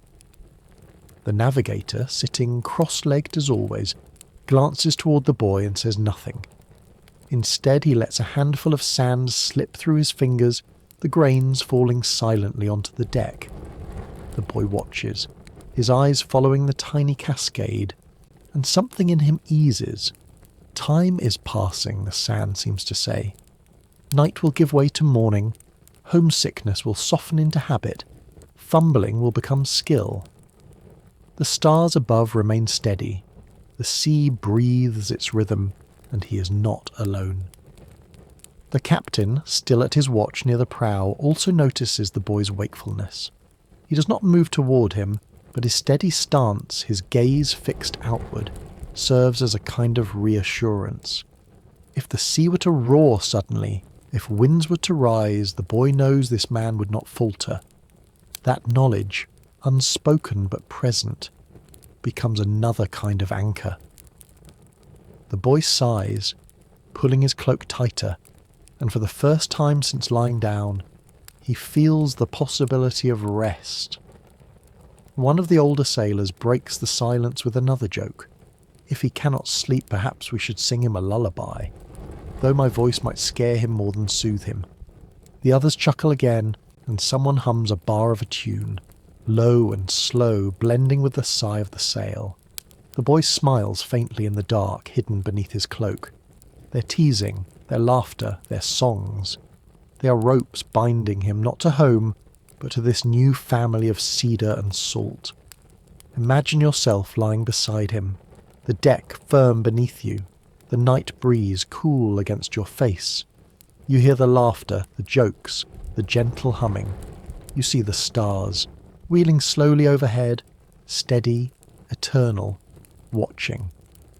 Homesickness stirs within you too, perhaps, but it's softened by the warmth of company, by the knowledge that every man who sails has once felt the same ache. The boy finally closes his eyes. The sounds that once seemed sharp now blend into a lullaby, the oars dipping, the ropes creaking, the waves brushing the hull. The lanterns sway, their glow dimming as oil burns low. Sleep comes slowly, but it comes, carrying him into dreams where hills and seas meet, where his mother's bread and the ship's hard loaves are one, where laughter and longing weave together like rope. By dawn, when the first blush of light touches the horizon, he will wake again, his arms sore but his heart steadier. The sea does not soften quickly, but it does teach endurance. And with each night that passes, the boy will find himself less alone, more a part of the ship's rhythm, another voice in the chorus of laughter, another hand pulling on rope, another heart learning to beat with the sea. When night deepens and the oars are drawn in, the ship does not fall into silence entirely. The work of the day softens, yes, but men still carry voices in their chests, stories in their memory, and the need to share them with one another. The sea is vast and the stars are endless, yet it is human voices that keep the darkness from feeling too wide. So the sailors gather around the swaying glow of oil lamps, their faces softened by amber light, their words drifting into the hush of the Mediterranean night. The lamps themselves are simple, small clay bowls filled with oil, a wick burning low, flames quivering with every breath of wind. They are not bright enough to light the sea, not even bright enough to illuminate the whole deck, but they are sufficient to carve small circles of intimacy, where men can lean closer, their shadows drawn inward, their laughter contained. The flames crackle faintly, and though the sound is small, it blends with the rhythm of waves against the hull, creating a new harmony. Fire and water, flame and tide, both ancient, both eternal. It is in these circles that stories emerge. The sailors have spent their strength during the day in rowing and tending ropes, but at night their tongues loosen, carrying them further than oars ever could. One man leans forward, eyes gleaming in the lamplight, and begins to speak of sea monsters said to dwell in the deep. He describes creatures with scales the size of shields, eyes that glow red, and mouths wide enough to swallow ships whole. His hands rise and fall as he speaks, casting shadows on the sail above that seem to ripple like the very monsters he imagines. The apprentice's eyes widen, his breath caught between fear and fascination, until an older sailor chuckles and adds that such beasts are more likely to swallow the boy's knots than his body. Laughter spreads, breaking the tension, but the story lingers in the imagination, as all good tales do. Another sailor takes his turn, speaking not of monsters but of distant lands. He tells of Cyprus, where copper flows from the earth like rivers of red stone, and of Egypt, where the Nile carries fertile soil across endless plains. His descriptions are coloured by memory and exaggeration, yet they serve their purpose. For those who have been there, they awaken nostalgia. For those who have not, they spark wonder, painting the world as larger and richer than any single man can hold. The navigator, quiet through much of the day, occasionally adds a word not to embellish but to ground. He reminds them that storms do rise, that currents can shift, that monsters of flesh are not needed when waves themselves can devour. Yet even he does not deny the value of stories. Myths, he knows, travel as surely as goods. The Phoenicians carry amphorae of oil and wine, cedar logs and purple dye, but they also carry tales, spreading them from port to port. A story told on this deck tonight might be repeated tomorrow in Carthage, then carried again to Spain, until it becomes part of a larger web binding distant peoples together. The captain listens but speaks rarely. His silence is not disinterest but a kind of permission, a way of letting his men fill the night with their own voices. His eyes remain on the horizon, but the faint curve of his lips suggests he's listening too, storing away the laughter, the exaggerations, the myths. For he knows that leadership is not only in guiding ropes and sails, but in allowing spirits to rise, fears to soften, and camaraderie to strengthen. The apprentice, emboldened at last, tries to tell a tale of his own. His voice falters at first, too soft to rise above the crackle of the lamp, but the others lean in, urging him on. He speaks of a shepherd from his village who claimed to hear voices in the wind at night, voices warning of storms or promising fair weather. He admits shyly that he once believed it, and a few of the older men chuckle kindly, reminding him that even sailors listen to voices carried by wind. His story is short, clumsy, but it is welcomed, and when he finishes, a hand claps his shoulder. He smiles, feeling himself woven more tightly into the fabric of the crew. Imagine yourself among them, leaning close to the lamp's glow, listening as shadows flicker across faces. You feel the warmth of fire on your cheeks, the cool of sea air on your back, the strange balance of elements that defines life on a ship. You hear laughter, you hear whispers of gods and monsters, you hear memories of lands you may never see, and yet in this moment they belong to you too, carried into your mind as if you had lived them yourself. The oil burns low, the flames shrinking as night stretches on. Voices grow softer, stories shorter, laughter more subdued. Eventually silence returns, but it is no longer the heavy silence of vast sea and endless sky. It is a silence softened by company, by the echoes of tales still hanging in the air, by the comfort of knowing that as the ship sails through darkness, the men aboard are bound not only by ropes and orders, but by stories shared. The lamps sputter and fade. Shadows settle once more. The sea continues its hush. The stars continue their watch, and the sailors drift towards sleep, each carrying fragments of monsters, lands, and gods into their dreams. And you too are invited to carry them with you, letting them settle into the quiet spaces of your mind, where fear becomes wonder, where distance becomes belonging, and where the firelight of memory glows softly even after the flame is gone. the sea at night has always been a place for stories.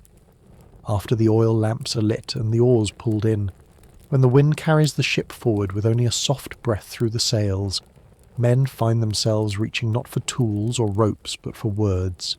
Stories fill the spaces between waves. They keep the cold from creeping too close, the silence from weighing too heavily, the distance from feeling too immense. On this night, with the stars watching and the lamps glowing faintly, one of the sailors clears his throat and begins a tale that every Phoenician knows, though each man tells it differently, adding his own colours, his own exaggerations, his own laughter. He leans forward, resting his elbows on his knees, the lamplight flickering across his face, and begins with a dog. Not a god, not a king, not even a merchant, but a dog, trotting along the shore near Tyre with its master. The animal stopped to chew on a shell, a small sea snail called murex, common along the rocky coast.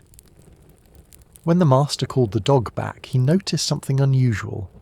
The dog's muzzle was stained a deep, vivid purple, a colour so rich it seemed to hold within it both the fire of sunset and the calm of night. The sailor pauses for effect, letting the image form in the minds of his companions. A dog's mouth glowing like twilight, dripping with a shade never seen on cloth before. The apprentice stares wide-eyed, and the older men smile, for they too once heard this story for the first time and marvelled at its strangeness. The tale continues. The master, curious, gathered more shells, cracking them open, staining his hands with the same purple.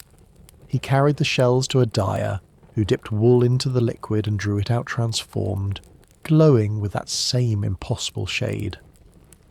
It was unlike any colour men had known, a hue that seemed to belong not to earth or sea, but to the gods themselves. Soon kings desired it. Priests wrapped themselves in it. Merchants traded it for gold, and Tyre became the keeper of a secret that would spread across empires. The sailor gestures toward the amphorae stacked neatly below deck. There, he says, rest jars that carry oil and wine. But once ships carried jars of purple dye, worth more than silver, more than gold. A single thread dyed in it could cost a fortune, and all from a creature so small you might crush it beneath your sandal without noticing. The men nod, some with pride, some with wonder. They know the truth, that the process of making Tyrian purple is laborious, that thousands of shells must be gathered and crushed to produce even a small amount, that the stench of boiling murex clings to the dyer's workshop so fiercely that only distance can soften it. Yet the story is not about practicality. It is about wonder, about the contrast between the humble snail and the mighty empires clothed in its shade. The navigator murmurs softly that the gods often hide power in small things. The sea, after all, is built not of great waves, but of countless drops, each insignificant alone, yet unstoppable together. The apprentice nods slowly, turning the thought in his mind. He has seen the murex shells along the coast, dull and ordinary, and he struggles to imagine how such plainness could yield something so extraordinary. Yet perhaps that is the lesson, that the world is full of hidden colours waiting to be revealed. The captain remains silent, though a faint smile touches his lips. He has seen kings robed in purple, merchants boasting of wealth dyed in it, priests chanting in garments that glowed with that impossible hue. He knows that trade in such dye gave the Phoenicians power, respect, and fear. But he also knows that here, at sea, colour means little. Bread is still hard, knots still need tying, sails still need mending. Purple cannot soften a storm, nor can it quiet hunger. And yet he does not dismiss the story, for he understands that men need pride as much as they need bread, that myths of greatness can sustain them across long nights as surely as figs and salted fish. The sailor telling the tale leans back at last, his voice softening. So it was, he says, that from the bite of a dog came the colour of kings. Remember that, when you see a shell along the shore. Within the smallest, most overlooked things, greatness may be hiding. The others murmur their agreement, some with laughter, some with quiet thought. Imagine yourself there, listening with the crew, the lamp's glow flickering across their faces. You can see the dog's muzzle, stained purple against the sand. You can see the hands of the dyer, dripping with colour that will never wash away. You can see kings draped in robes that shimmer with power, while somewhere on a rocky shore another shell lies unnoticed, waiting for someone to reveal its secret. The sea continues to rock the ship gently, as though nodding in rhythm with the story. The waves brush against the hull, whispering their own agreement that the world is full of mysteries small and large, waiting to be uncovered. The stars glimmer above, silent but attentive, their own light hidden for millennia before men learn to read it. The apprentice lies back, his imagination aflame, seeing not just shells but possibilities in every overlooked thing. The older sailors smile, knowing that, though the story is ancient, its truth feels new each time it's told, and you too carry it with you now. The tale of the purple sea, the reminder that greatness often begins in quiet, hidden places. Perhaps as you drift towards sleep, you may think of the small things in your own life, the unnoticed shells along your own shores, and wonder what colours they may yet reveal. The Mediterranean offers more than open water. Scattered across its expanse are islands, some no larger than a cluster of rocks, others wide enough to hold groves of trees and springs of sweet water. For sailors long at sea, these islands are not interruptions but blessings, gentle pauses in the vast rhythm of travel. On this night, the crew guides their vessel toward one such shore, a small crescent of sand fringed with palms, its silhouette dark against the silver shimmer of the sea. The ship slides closer with hardly a sound, the sail furled, the oars dipping softly to guide its path. The keel brushes the sand, and with a faint sigh the vessel settles, still rocking gently as though reluctant to sleep. The sailors climb down, their sandals sinking into warm grains that still hold the heat of the day. They stretch their arms, roll their shoulders, breathe deeply of air tinged with the scent of earth rather than salt.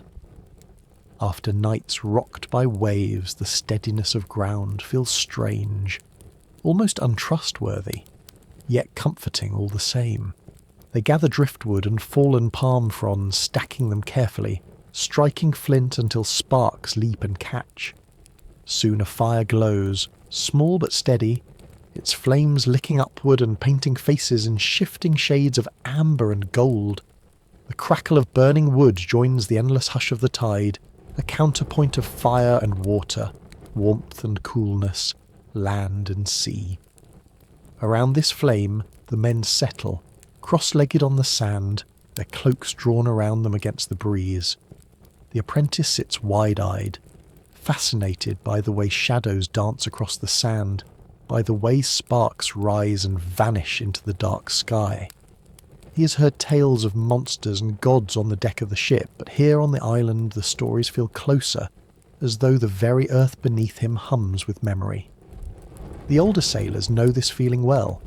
Islands are stages where imagination finds easier footing, where the distance from home and the closeness of stars invite words to wander. One trader among them, a man with a voice that rolls like deep water, clears his throat. He's not of Byblos or Tyre, but has joined their voyage at Sidon, carrying goods to exchange farther west. He leans into the firelight and begins to speak of a land greater than any island, greater even than most seas, Egypt, where the Nile flows. His words slow the night itself, drawing every gaze toward him, every ear to his story.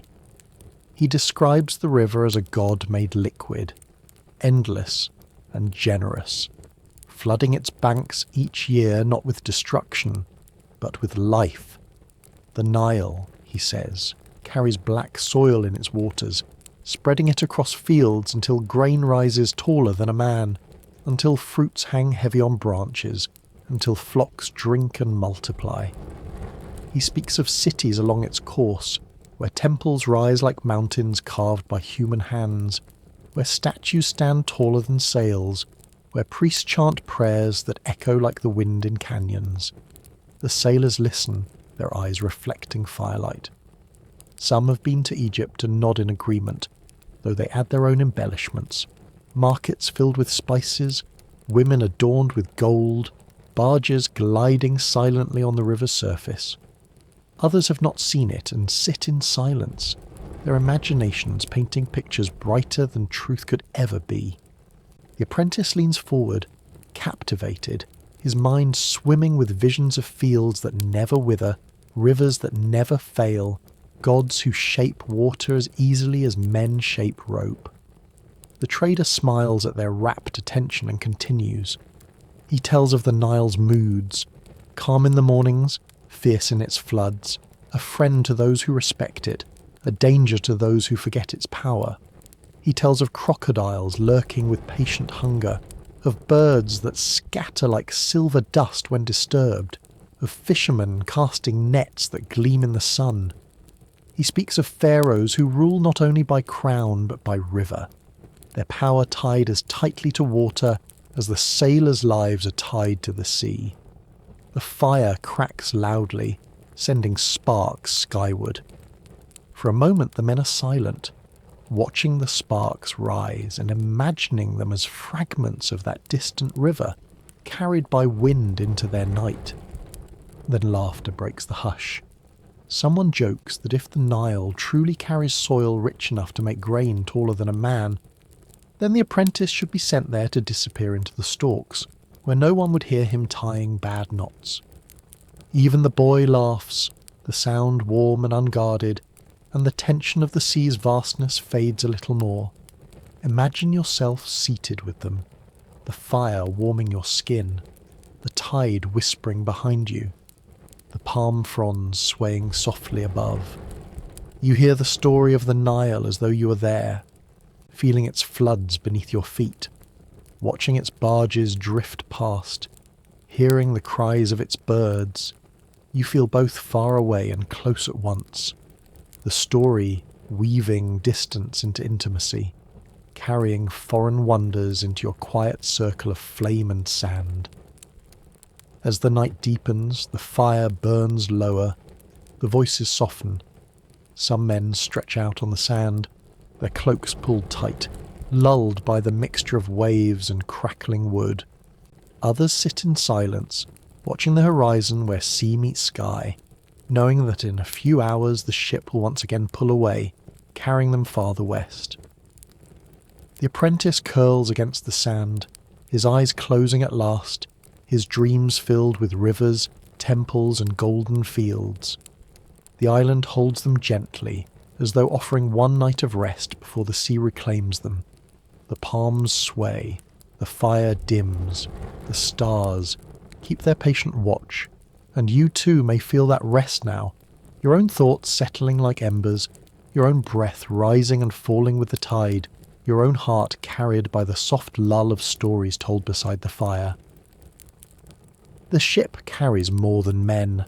Beneath the deck, stacked carefully and cushioned with straw, lie amphorae and crates, bundles and jars, all of them silent, all of them patient, all of them travelling as surely as the crew themselves. To the sailors, these objects are more than weight and balance. They are passengers of a different kind, voiceless companions on the journey. They do not sing or laugh, they do not pull oars or adjust ropes, but they are always present, shifting gently with each roll of the hull, whispering faintly when clay brushes against clay. By day, the amphorae are utilitarian, handled with care yet without ceremony, lifted and lowered with practiced strength, sealed tightly to guard their contents. But at night, when the deck grows quiet and the oil lamps sway with soft amber light, the imagination reshapes them. They seem to glow faintly in the dimness, as if each vessel held not oil or wine, but stories waiting to be poured. A jar of grain becomes a promise of bread in some faraway harbour. A vessel of oil becomes a lamp in a stranger's home, its flame casting shadows against unfamiliar walls. A container of wine becomes laughter in a marketplace, cups raised in toasts by men who will never know the sailors who brought it across the sea. One sailor lies awake, his back against a coil of rope, staring toward the hold where the amphorae rest. His eyes are heavy with fatigue, but his mind drifts. He imagines the markets of Carthage where merchants will shout and barter, where fabrics dyed in purple will hang beside baskets of figs, where glass beads will gleam in the sun. He imagines walking through those markets, not as a sailor with calloused hands and salted clothes, but as a man of leisure, a buyer, a chooser, someone whose purse carries weight. He smiles faintly at the thought, though he knows it is a dream. For him, the goods are never for use, only for passage.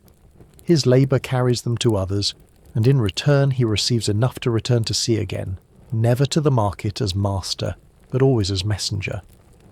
The apprentice, lying nearby, notices his gaze and asks quietly what he's thinking.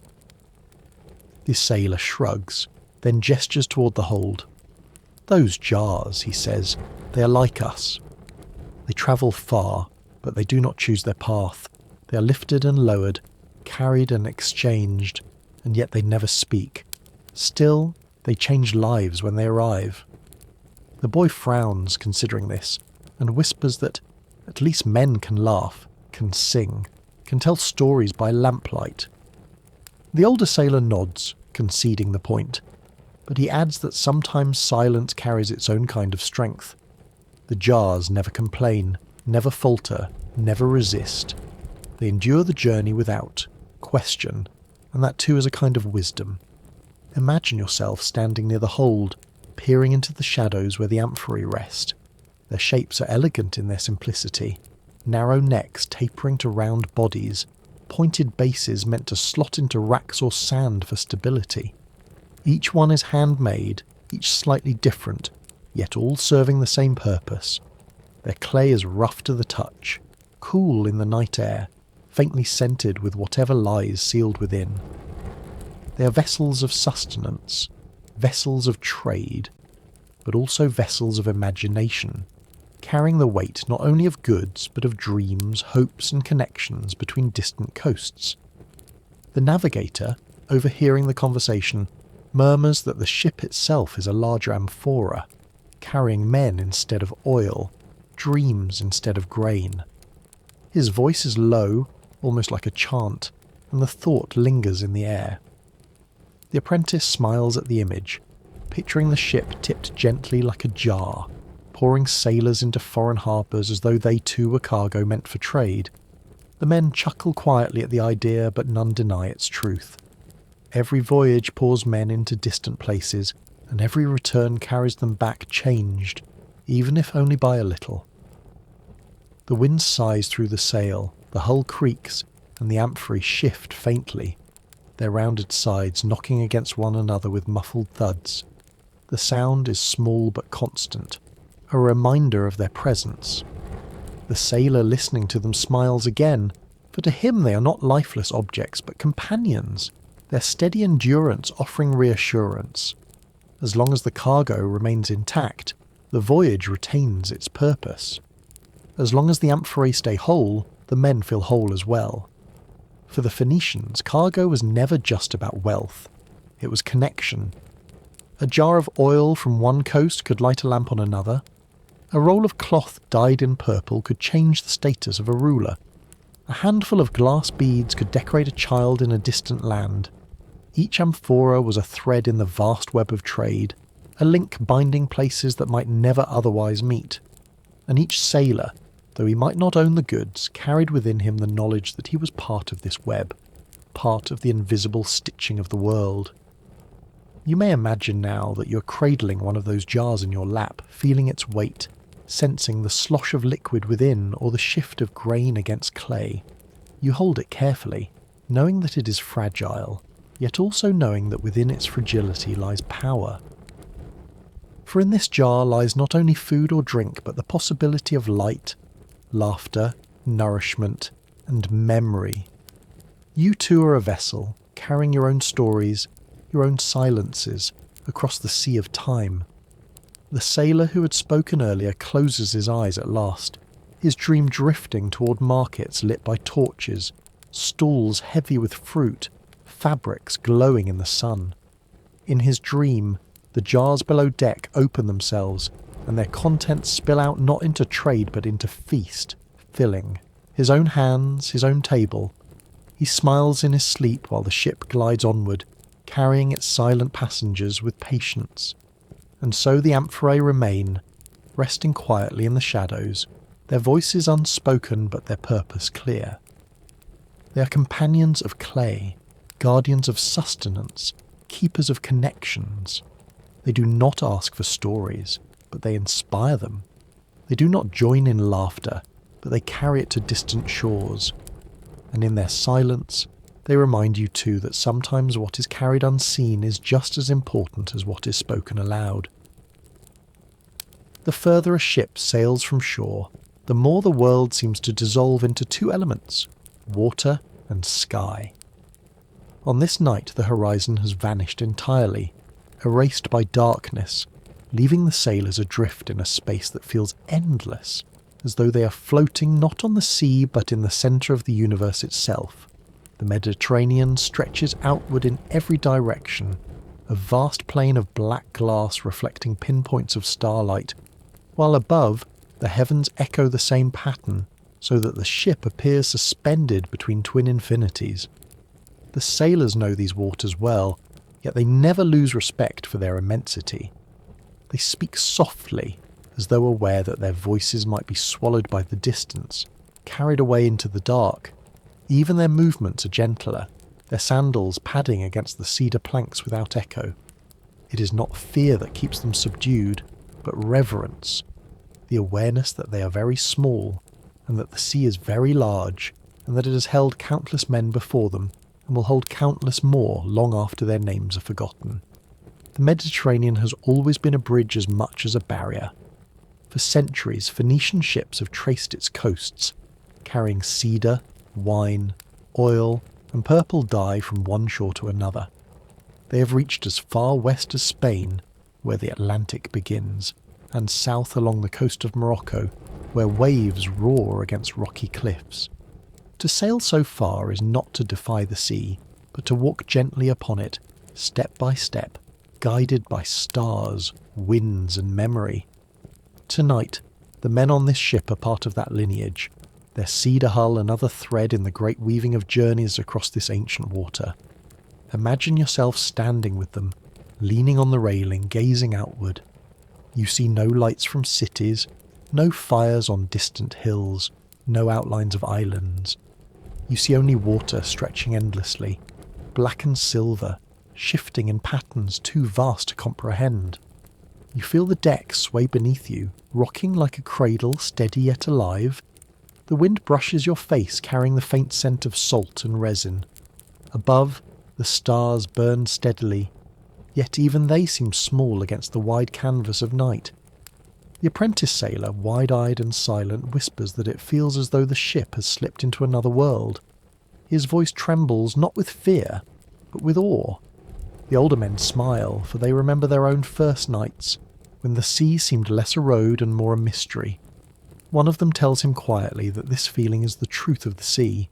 It is not conquered, only borrowed, its surface lent to men for a while before it closes behind them again.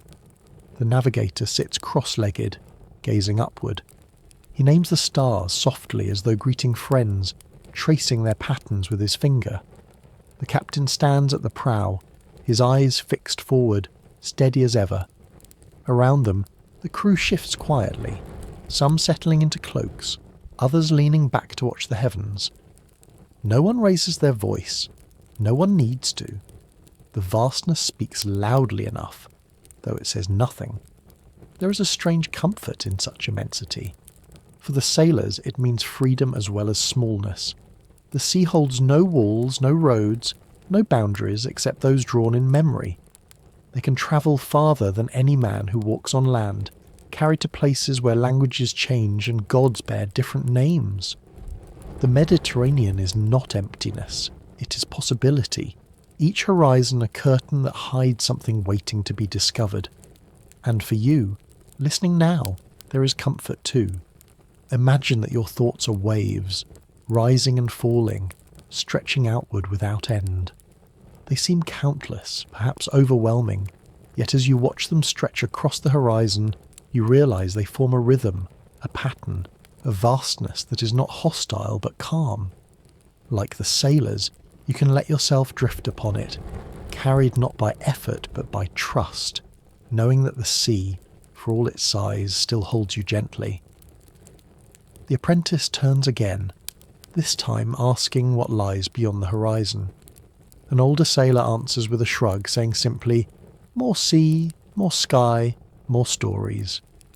Another adds with a grin that perhaps monsters sleep there, waiting for careless men. Laughter follows, but it is soft, quickly swallowed by the vast quiet. The truth is that none of them knows for certain, and that mystery is part of the sea's gift. To know everything is to end wonder. To not know is to keep curiosity alive. The night grows deeper, the stars brighter. The ship glides steadily, its sail full but gentle, its oars resting. The amphorae below remain silent, the ropes creak softly, the hull hums with each brush of water. Together they form a chorus too subtle for the world to hear, but perfect for those aboard. The sea stretches endlessly, yet within its immensity the ship finds its own small harmony. You may reflect, as the sailors do, on how different this night is from the Mediterranean you know today. Now its coasts blaze with cities, its skies glow with light that hides many stars, its waters hum with ships made of steel and driven by engines. Yet beneath all of that, the same sea remains, the same tides, the same stars, the same vastness that once held Phoenician ships in silence. The waves that rock you now are cousins of the waves that rocked them, and the hush that carries you toward rest is the same hush that carried them across the unknown. The Mediterranean night does not change. It stretches beyond time, an eternal cradle for ships and stories alike. For the sailors, it is the edge of mystery. For you, it is the edge of sleep. And as the vessel drifts onward, steady beneath the stars, you too may let yourself drift, carried by the same endless calm, resting in the same vast embrace. The sea is never one thing for long. It can cradle as gently as a mother, and then, in the span of a heartbeat, it can roar like a beast awakened from sleep.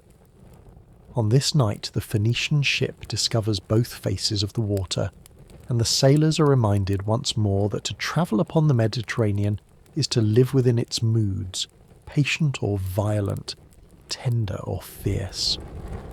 The change begins subtly, so subtly that the apprentice notices only when the older men are already tightening ropes. The wind shifts, carrying with it a sharper edge, cool and insistent, pressing against skin as though testing its strength. The sail, which had hung in a gentle curve, begins to snap, its linen cloth shuddering with a voice much louder than before. Ropes creak as they strain, the mast groans like a tree in winter wind, and the hull trembles underfoot. Dark clouds gather, rising quickly from the horizon, blotting out the stars. The sea, once a surface of polished silver, breaks into ridges and furrows, waves swelling higher with each breath of wind. Lanterns swing wildly, their flames stretching, shrinking, almost extinguishing before flaring again. The sailors move quickly but not in panic. Each knows his task. Each has felt the sea's anger before, and together they pull, tie a just embrace, their voices low but urgent, merging with the roar of wind and water. The apprentice clutches his rope too tightly, his knuckles pale, his body trembling not only from the ship's sway, but from fear itself. He hears the waves slam against the hull, hears the oars rattle in their locks, hears the captain's calm voice cutting through the noise. The words are few, yet they steady the crew, shorten the sail, hold the line, wait for the break. The navigator leans into the wind, his eyes narrowed, as though searching for a star through the storm's veil.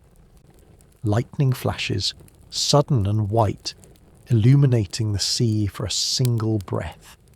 In that instant, the sailors glimpse the height of the waves, their crests foaming like wild horses galloping in darkness. The ship rises with one swell, tilts, and then drops into a hollow with a shudder that rattles every amphora below deck. The apprentice gasps, certain they are falling into an endless pit, but then another wave lifts them, carries them upward, and sets them once more upon the moving road of water. It feels endless, this wrestling of wind and sea, yet time is not measured here in hours but in breaths, in strokes of lightning, in the captain's commands. The ship groans but holds, the ropes strain but do not break. The men sweat, shout, brace, and endure. And then, as quickly as it began, the storm releases its grip. The clouds break apart, drifting like torn cloth. The wind eases, softening from roar to sigh. The sail hangs limp for a moment before catching a gentle breeze, filling again with a sound no longer violent but soothing. The sea calms its heaving, waves settling into rolling swells, their crests glowing faintly as moonlight reappears through gaps in the clouds. The lanterns steady, their flames no longer flailing but burning quietly. The crew exhales as one. Some laugh nervously. Others simply slump against the planks, their muscles trembling with exhaustion. The apprentice wipes his brow, his chest still heaving, but his eyes wide with relief. One older sailor claps his shoulder and says with a grin, "You have now met the sea's temper. Consider yourself welcomed." The boy laughs shakily, but the sound is genuine, carried away by the wind. The captain remains near the prow, his stance unchanged, his expression calm. He does not gloat, does not smile, but his presence is enough. The men trust him more for his composure, for his ability to hold steady while the sea tested them. The navigator too resumes his quiet murmuring, scanning the stars that reappear one by one, guiding them once more upon their course. The storm leaves behind not only fatigue but clarity. The sailors know now, as they always do after such nights, that the sea is not an enemy to conquer, nor a friend to rely on, but a force to accompany with respect. Its violence and its peace are two sides of the same truth.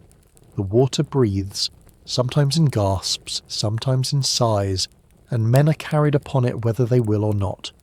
Imagine yourself on the deck, your cloak damp with spray, your hair still stirred by wind, your heartbeat still fast from the roar.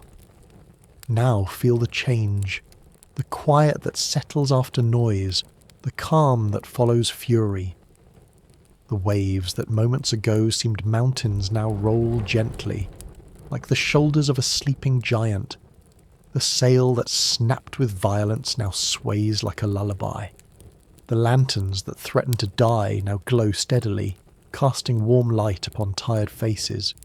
The storm is not forgotten, but it has become part of the rhythm, another verse in the song of sea and ship. For the Phoenicians, storms were never unexpected. They knew them as part of the journey, trials that tested both wood and will.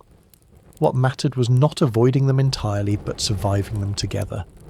And so tonight becomes another story, another reminder told in laughter and sighs.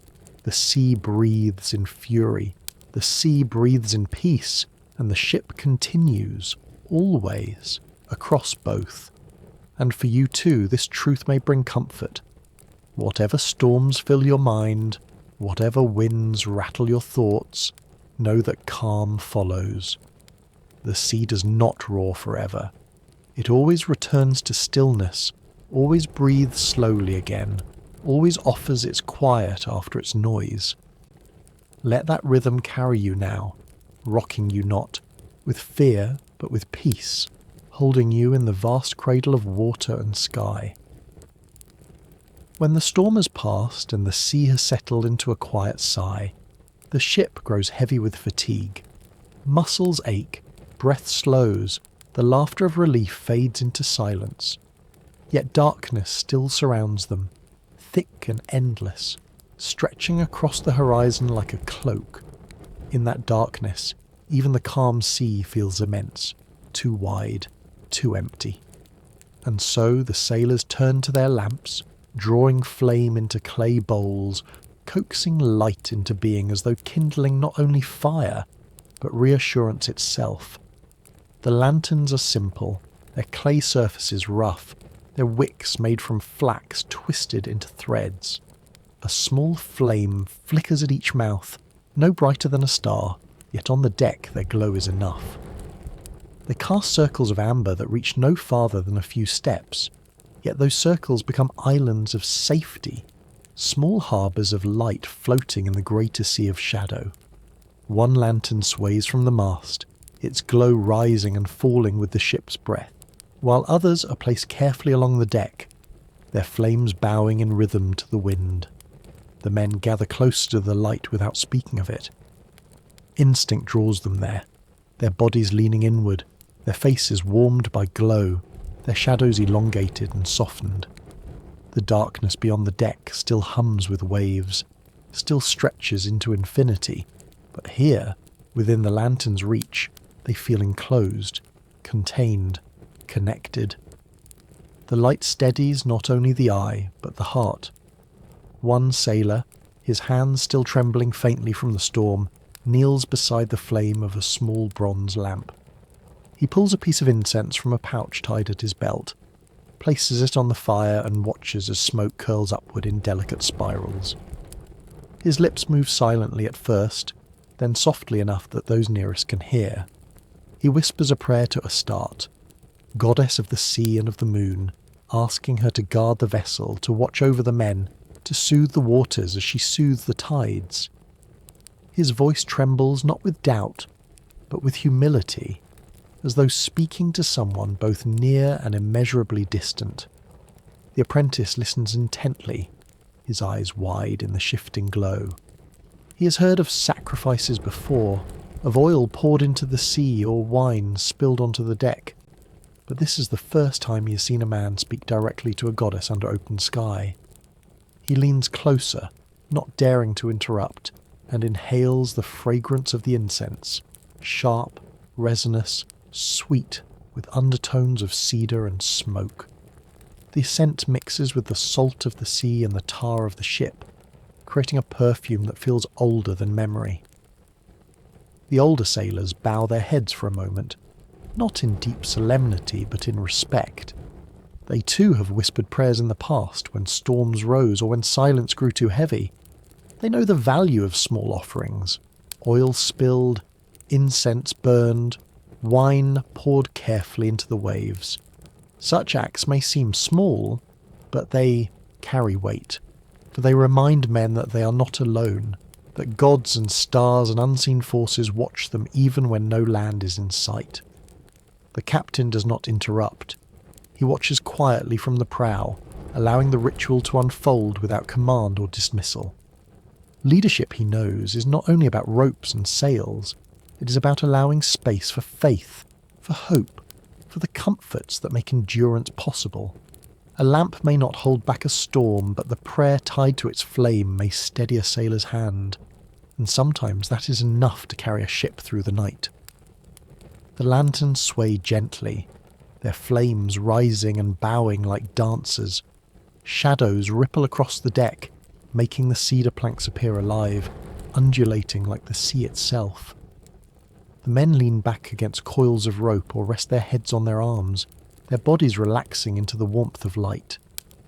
Some murmur softly, telling short tales or jokes, but their voices remain hushed, as though unwilling to disturb the fragile boundary the lanterns have drawn between them and the vast darkness beyond. Imagine yourself on the deck, sitting close to one of those flames. Its warmth touches your face. Its glow softens the edges of your thoughts. You can hear the waves beyond, but they feel farther now, less imposing, held at bay by circles of amber. You can smell incense curling upward, mixing with the sharper tang of salt air, and you feel how fragile yet how powerful this little flame is. It may not illuminate the horizon, but it illuminates what matters most. The men beside you, the ship beneath you, your own breath rising and falling in time with the sea. The apprentice, emboldened, whispers a prayer of his own. It is clumsy, half-formed, not shaped in the polished words of priests, but in the simple language of a boy far from home. He asks for safe passage, for strength in his arms, for a return to the hills where his family waits. The older men smile faintly, listening without mockery, remembering their own first prayers at sea. One of them places a hand briefly on his shoulder, a gesture as steadying as the flame itself. The night passes slowly, but the lanterns keep their vigil. Their light does not conquer the darkness, does not erase it, but it pushes it back just enough, creating a circle of belonging. Beyond the ship, the sea remains vast, unknowable and deep. But here, within the glow of fragile flames, there is safety, there is companionship, there is peace. And as the ship drifts onward, carried by the gentle wind, the men begin to sleep, their bodies curled against cedar, their faces softened by glow. The lanterns flicker, their flames bowing lower, yet even as oil burns away, the memory of their light lingers, a reminder that darkness is never entire, that even the smallest flame holds the power to steady the human heart. The horizon is not a line but a promise. For sailors who live their lives upon the water, that distant meeting of sea and sky is never empty. It is a curtain drawn across the stage of the world, and every voyage holds the quiet hope that the curtain might one day be pulled aside to reveal something wondrous. On this night, with lanterns still glowing faintly and the sea stretching unbroken in every direction, the Phoenician crew finds themselves gazing outward, letting imagination drift beyond what their eyes can hold. The older men have seen much already. Harbours where stone walls rise like mountains, markets where voices weave together in a tapestry of a dozen tongues, lands where soil is rich with copper or gold or fields of grain. They know that the Mediterranean is wide, but they also know it is not endless. Beyond its straits lie other waters, vaster and stranger, and though their ships have already reached Spain and the shores of Morocco, they cannot help but wonder what lies farther still. Some whisper of islands beyond sight, some of lands where the sun sinks each night into the sea and rises no more. The apprentice listens, wide-eyed, as one sailor claims that the edge of the world is guarded by serpents large enough to coil around a mountain. Another insists that gods dwell there, hidden in palaces of mist, ruling over oceans men are not meant to cross. The navigator shakes his head softly at such exaggerations, yet even he does not dismiss them entirely. He has seen too many things the untravelled would call impossible. Fish that fly above the waves, storms that appear from clear skies, coasts where cliffs glow in the setting sun. He knows that the unknown always holds more than the mind can imagine. One sailor speaks of the West with awe, reminding the others that they have already carried their ships farther than many dared. They have passed beyond Sicily and Sardinia, beyond the familiar waters of Greece and Egypt, and have found new harbours in Spain, new markets in Gades, even the wild coasts of Africa where waves crash like thunder against stone. He says quietly that the Phoenicians are not merely traders, but explorers, weaving myths and goods alike across the sea. And though he does not use the word, he knows in his heart that they are also colonizers, planting their people, their gods, their language upon distant shores. Myths travel with them as surely as amphora of oil or cloth dyed purple, spreading outward like ripples from a stone cast into still water. The fire in the apprentice's eyes grows brighter as he listens. He sees the horizon as more than distance.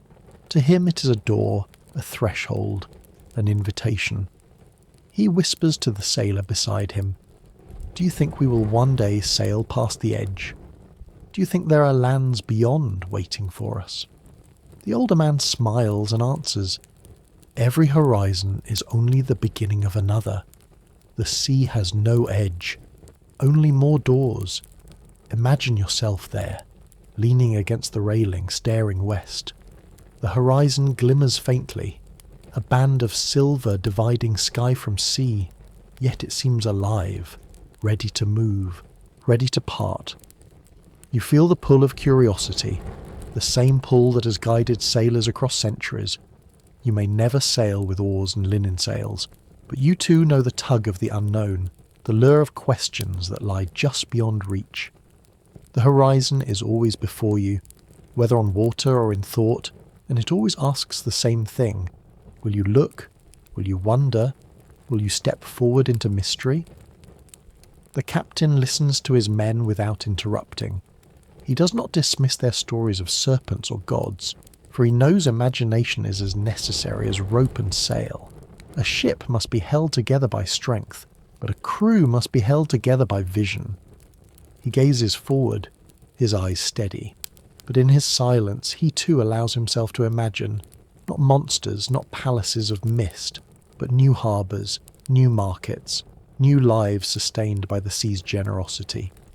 For him, the horizon is not terror but possibility, and that belief, unspoken, yet steady, steadies the men as surely as his hand on the tiller. The night deepens, the lanterns burn lower, the stars grow brighter, the men's voices soften, their stories fading into murmurs, then into silence. Yet the horizon remains, its silver edge gleaming faintly, its curtain still drawn. Perhaps tomorrow will reveal a new shore, perhaps not. But tonight, in their hearts, the sailors carry the certainty that there is always something beyond, even if they never reach it. And for you, listening now, the horizon becomes something more than geography. It becomes the line between waking and sleep, between thought and dream. It is the curtain that waits to open when your eyes close, revealing not monsters or distant markets, but the quiet landscapes of your own imagination. Just as the Phoenicians once carried myths westward, so you may carry your own into sleep, letting them drift outward like ships across the calm sea of the mind. The ship rocks gently, the lanterns flicker, the sea hums its endless rhythm. The horizon glimmers still, patient, promising, unbroken. It waits for dawn, it waits for sails, it waits for you. After night stretched across endless water, the first glimpse of land always comes quietly, almost humbly, as though the horizon itself wishes not to startle the sailors. The sea has carried them far, has tested them with storms, has soothed them with calm, and now, in the grey stillness of early dawn, it delivers them gently toward the embrace of shore. The ship glides as though in a dream, its sail swollen with a light wind, its oars dipping lazily in rhythm, not with urgency but with patience. For home is near, and home does not require haste.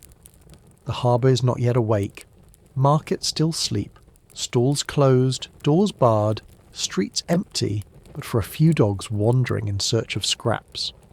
The town rests beneath a veil of mist, rooftops muted, walls softened by the pale wash of morning. Smoke curls faintly from one or two chimneys, thin threads rising into the cool air, and the scent of baking bread drifts outward, mingling with the brine of the sea. It is a simple smell, flour, yeast, fire, but for sailors returning after long nights of salted fish and hard loaves, it is enough to make their hearts swell. As the ship draws closer, the creak of ropes and the sigh of the hull echo softly against the stone walls of the quay. The sailors ready themselves, not with the frantic movements of departure, but with the calm gestures of arrival. Ropes are coiled neatly, oars are secured, sails are furled. One man hums a tune, another stretches stiff shoulders, another leans over the railing to catch the first clear sight of familiar land. Their bodies, worn by nights at sea, straighten slightly, as though land itself were drawing them upright. The apprentice stares at the shore with wide eyes. For him, this is not merely a harbour. It is proof that the sea can be trusted, that journeys have endings as well as beginnings. He breathes deeply, inhaling the mingled scents of olives, earth, and bread. He has changed since leaving, his hands tougher, his shoulders broader, his eyes more accustomed to darkness and stars. But the sight of home awakens a softer part of him, a memory of hills, of laughter, of safety. The captain stands at the prow, his gaze steady, his stance unshaken. He does not smile broadly or shout commands, but there is a quiet ease in his posture, a softening of shoulders that men notice even if he says nothing. For him, every safe return is a victory not of conquest but of endurance, proof that vigilance, patience and leadership have carried the crew through the vast unpredictability of sea. The navigator too lets his eyes rest on the land rather than the sky. He murmurs a word of thanks to the stars that guided them, then folds his hands across his knees, content. His voice has been steady through the voyage, but now he grows silent, allowing the sight of stone walls and wooden docks to speak for themselves. The stars have done their work. It is time for Earth to take over. The ship glides into the harbour with barely a ripple, its movement smooth, its cedar hull brushing gently against the dock as ropes are cast outward and tied fast. The sound of knots tightening against wood echoes like punctuation. The voyage, for now, is complete. The sailors step onto land, their legs unsteady for a moment after so many days rocked by waves, their sandals slapping against stone with a rhythm strange yet familiar. They smile quietly at one another, not loudly, not extravagantly, but with the satisfaction of men who have faced the sea and returned. Already the town begins to stir. Doors creak open, shutters lift, voices murmur. Merchants rise to prepare stalls, spreading cloths, stacking baskets, uncorking jars. The air fills quickly with smells, olives cured in brine, figs drying in the sun, bread pulled fresh from ovens, fish laid out in rows. For the sailors, these scents are as vivid as the sight of land itself, reminders that life on shore continues in cycles of trade and nourishment, unbroken by the vastness of sea. One sailor smiles as he sees children running barefoot through the streets, their laughter rising like birdsong. Another waves to a woman leaning from a doorway, her hands dusted with flour. The apprentice gazes in wonder at every detail, realizing that home is not just walls and roofs, but voices, smells, laughter, and warmth. All the things that the sea cannot give. Imagine yourself stepping off the ship with them, your feet finding stone after nights of cedar planks and shifting decks. You walk into streets where bread bakes, olives glisten, merchants prepare their goods. You hear the murmur of markets waking, the rhythm of sandals on stone, the creak of wagons beginning their rounds. The sea lingers behind you, its hush still in your ears, but already land is taking its place with new sounds, new scents, new rhythms. The sailors disperse slowly, some heading toward homes, some toward taverns, some toward markets to watch their goods exchanged. But even as they separate, they carry the sea within them still. The rhythm of oars, the hush of waves, the constancy of stars. Voyages end, but the memory of them flows onward, ready to be told again in stories, ready to be carried again in the next departure. And you too feel that truth. Every journey ends in return, yet the night itself does not end. The sea remains, waiting for the next sail, the next voice, the next set of eyes staring into the horizon. The market may open, bread may rise, olives may glisten, but somewhere, always, a ship is moving beneath stars, its crew humming softly, its lanterns swaying. The cycle continues as eternal as tide and dawn. The harbour has welcomed them. The market is waking. The smell of bread and olives rises into the morning, and yet in truth the voyage does not end.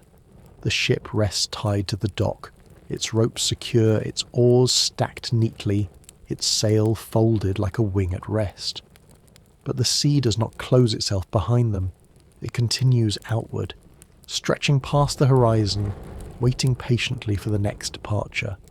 The sailors may sleep now, their bodies weary, but the sea remains eternal, a cradle that has rocked men for centuries and will rock them for centuries more. The crew drifts into rest one by one. Some lie curled on the deck, their cloaks pulled around them, their faces softened by exhaustion. Others find corners of the quay, leaning against stone walls, their breathing steady, their eyes closed. The apprentice falls asleep, still clutching the rope he had tried to master, his fingers tangled in its fibres as though, even in dreams, he wishes to practice. The older sailor who teased him earlier smiles faintly, then lets his head tilt back against the hull, his snores blending with the hush of water. Above them, the stars fade slowly in the growing light, yet even in daylight they remain, unseen but steady, watching. They have guided countless ships, carried countless men, and they will continue long after these sailors' names are forgotten. The constellations do not change, though the men who read them do. Each generation of sailors adds its breath, its laughter, its prayers, and then hands the stars onward to the next. The sea too holds memory, not in words, not in stone, but in rhythm. Every wave that laps the shore carries within it echoes of voyages past. The Phoenicians crossing towards Spain, the Greeks following in their wake, the Romans still to come, the countless traders and travellers who will cross these waters as time flows onward. To stand by the sea is to hear whispers of all who have gone before, voices carried not as sound but as presence, faint yet enduring. The sailors do not speak of such things, they sleep too deeply for philosophy, yet in their rest they embody it. Their breathing rises and falls like waves, their bodies curled like amphorae resting in the hold, their dreams drifting across landscapes both familiar and strange. In their sleep they are part of the sea's eternal rhythm, men rocked by tides even when no waves touch them, and you too may join them now.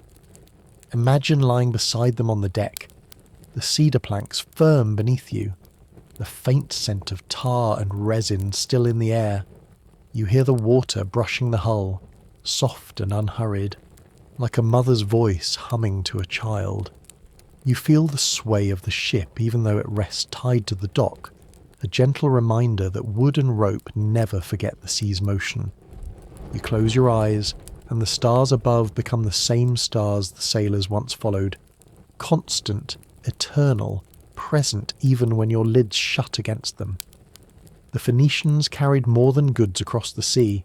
They carried ideas, stories, myths, and among their greatest gifts was something small and quiet, as unassuming as the shells that yielded purple dye, the alphabet. Letters carved into clay, painted onto papyrus, scratched onto tablets, letters that drifted like ships, travelling from one coast to another, carrying sound made permanent, thought made visible.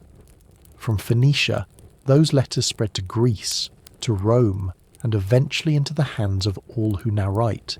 Each letter you read, each word spoken here, is a fragment of that gift, a vessel launched long ago upon the Mediterranean and still floating today. Think of that as you drift. Just as amphorae carried oil, and ships carried men, the alphabet carried voices across time. It is another kind of sea, another kind of voyage, one that links you now to those sailors who once whispered prayers beneath lantern light. You are part of their legacy, their letters, their journeys, their eternal sea. The harbour softens into stillness. The market wakes more fully now, yet the sailor's sleep is undisturbed. Bread bakes, olives glisten, voices rise in trade. But on the deck the crew rests in their own quiet harbour of dreams. The apprentice sighs, loosening his grip on the rope at last. The older men murmur in sleep, their words inaudible but gentle. The captain, seated upright even as his eyes close, leans against the prow as though unwilling to surrender completely, his presence steady even in slumber. The sea rocks them still, though the ship no longer moves. The sound of waves against stone, the faint lift and fall of water beneath the hull, the rhythm of tide flowing in and out, these cradle them, holding them as tenderly as any bed. The eternal sea is not only outside them but within them, in their lungs, in their dreams, in the letters they carry onward without knowing. And you too are held now. The voyage has carried you far, from the cedar harbours of Byblos, across starlit waters, through storms and calm, to myths of dye and stories of rivers, to the silent companionship of amphory, to horizons that promise mysteries. And now it carries you into rest, into stillness, into your own eternal sea of sleep. The waves do not end, the stars do not fade, the letters do not vanish. They remain steady and patient, waiting for you whenever you return.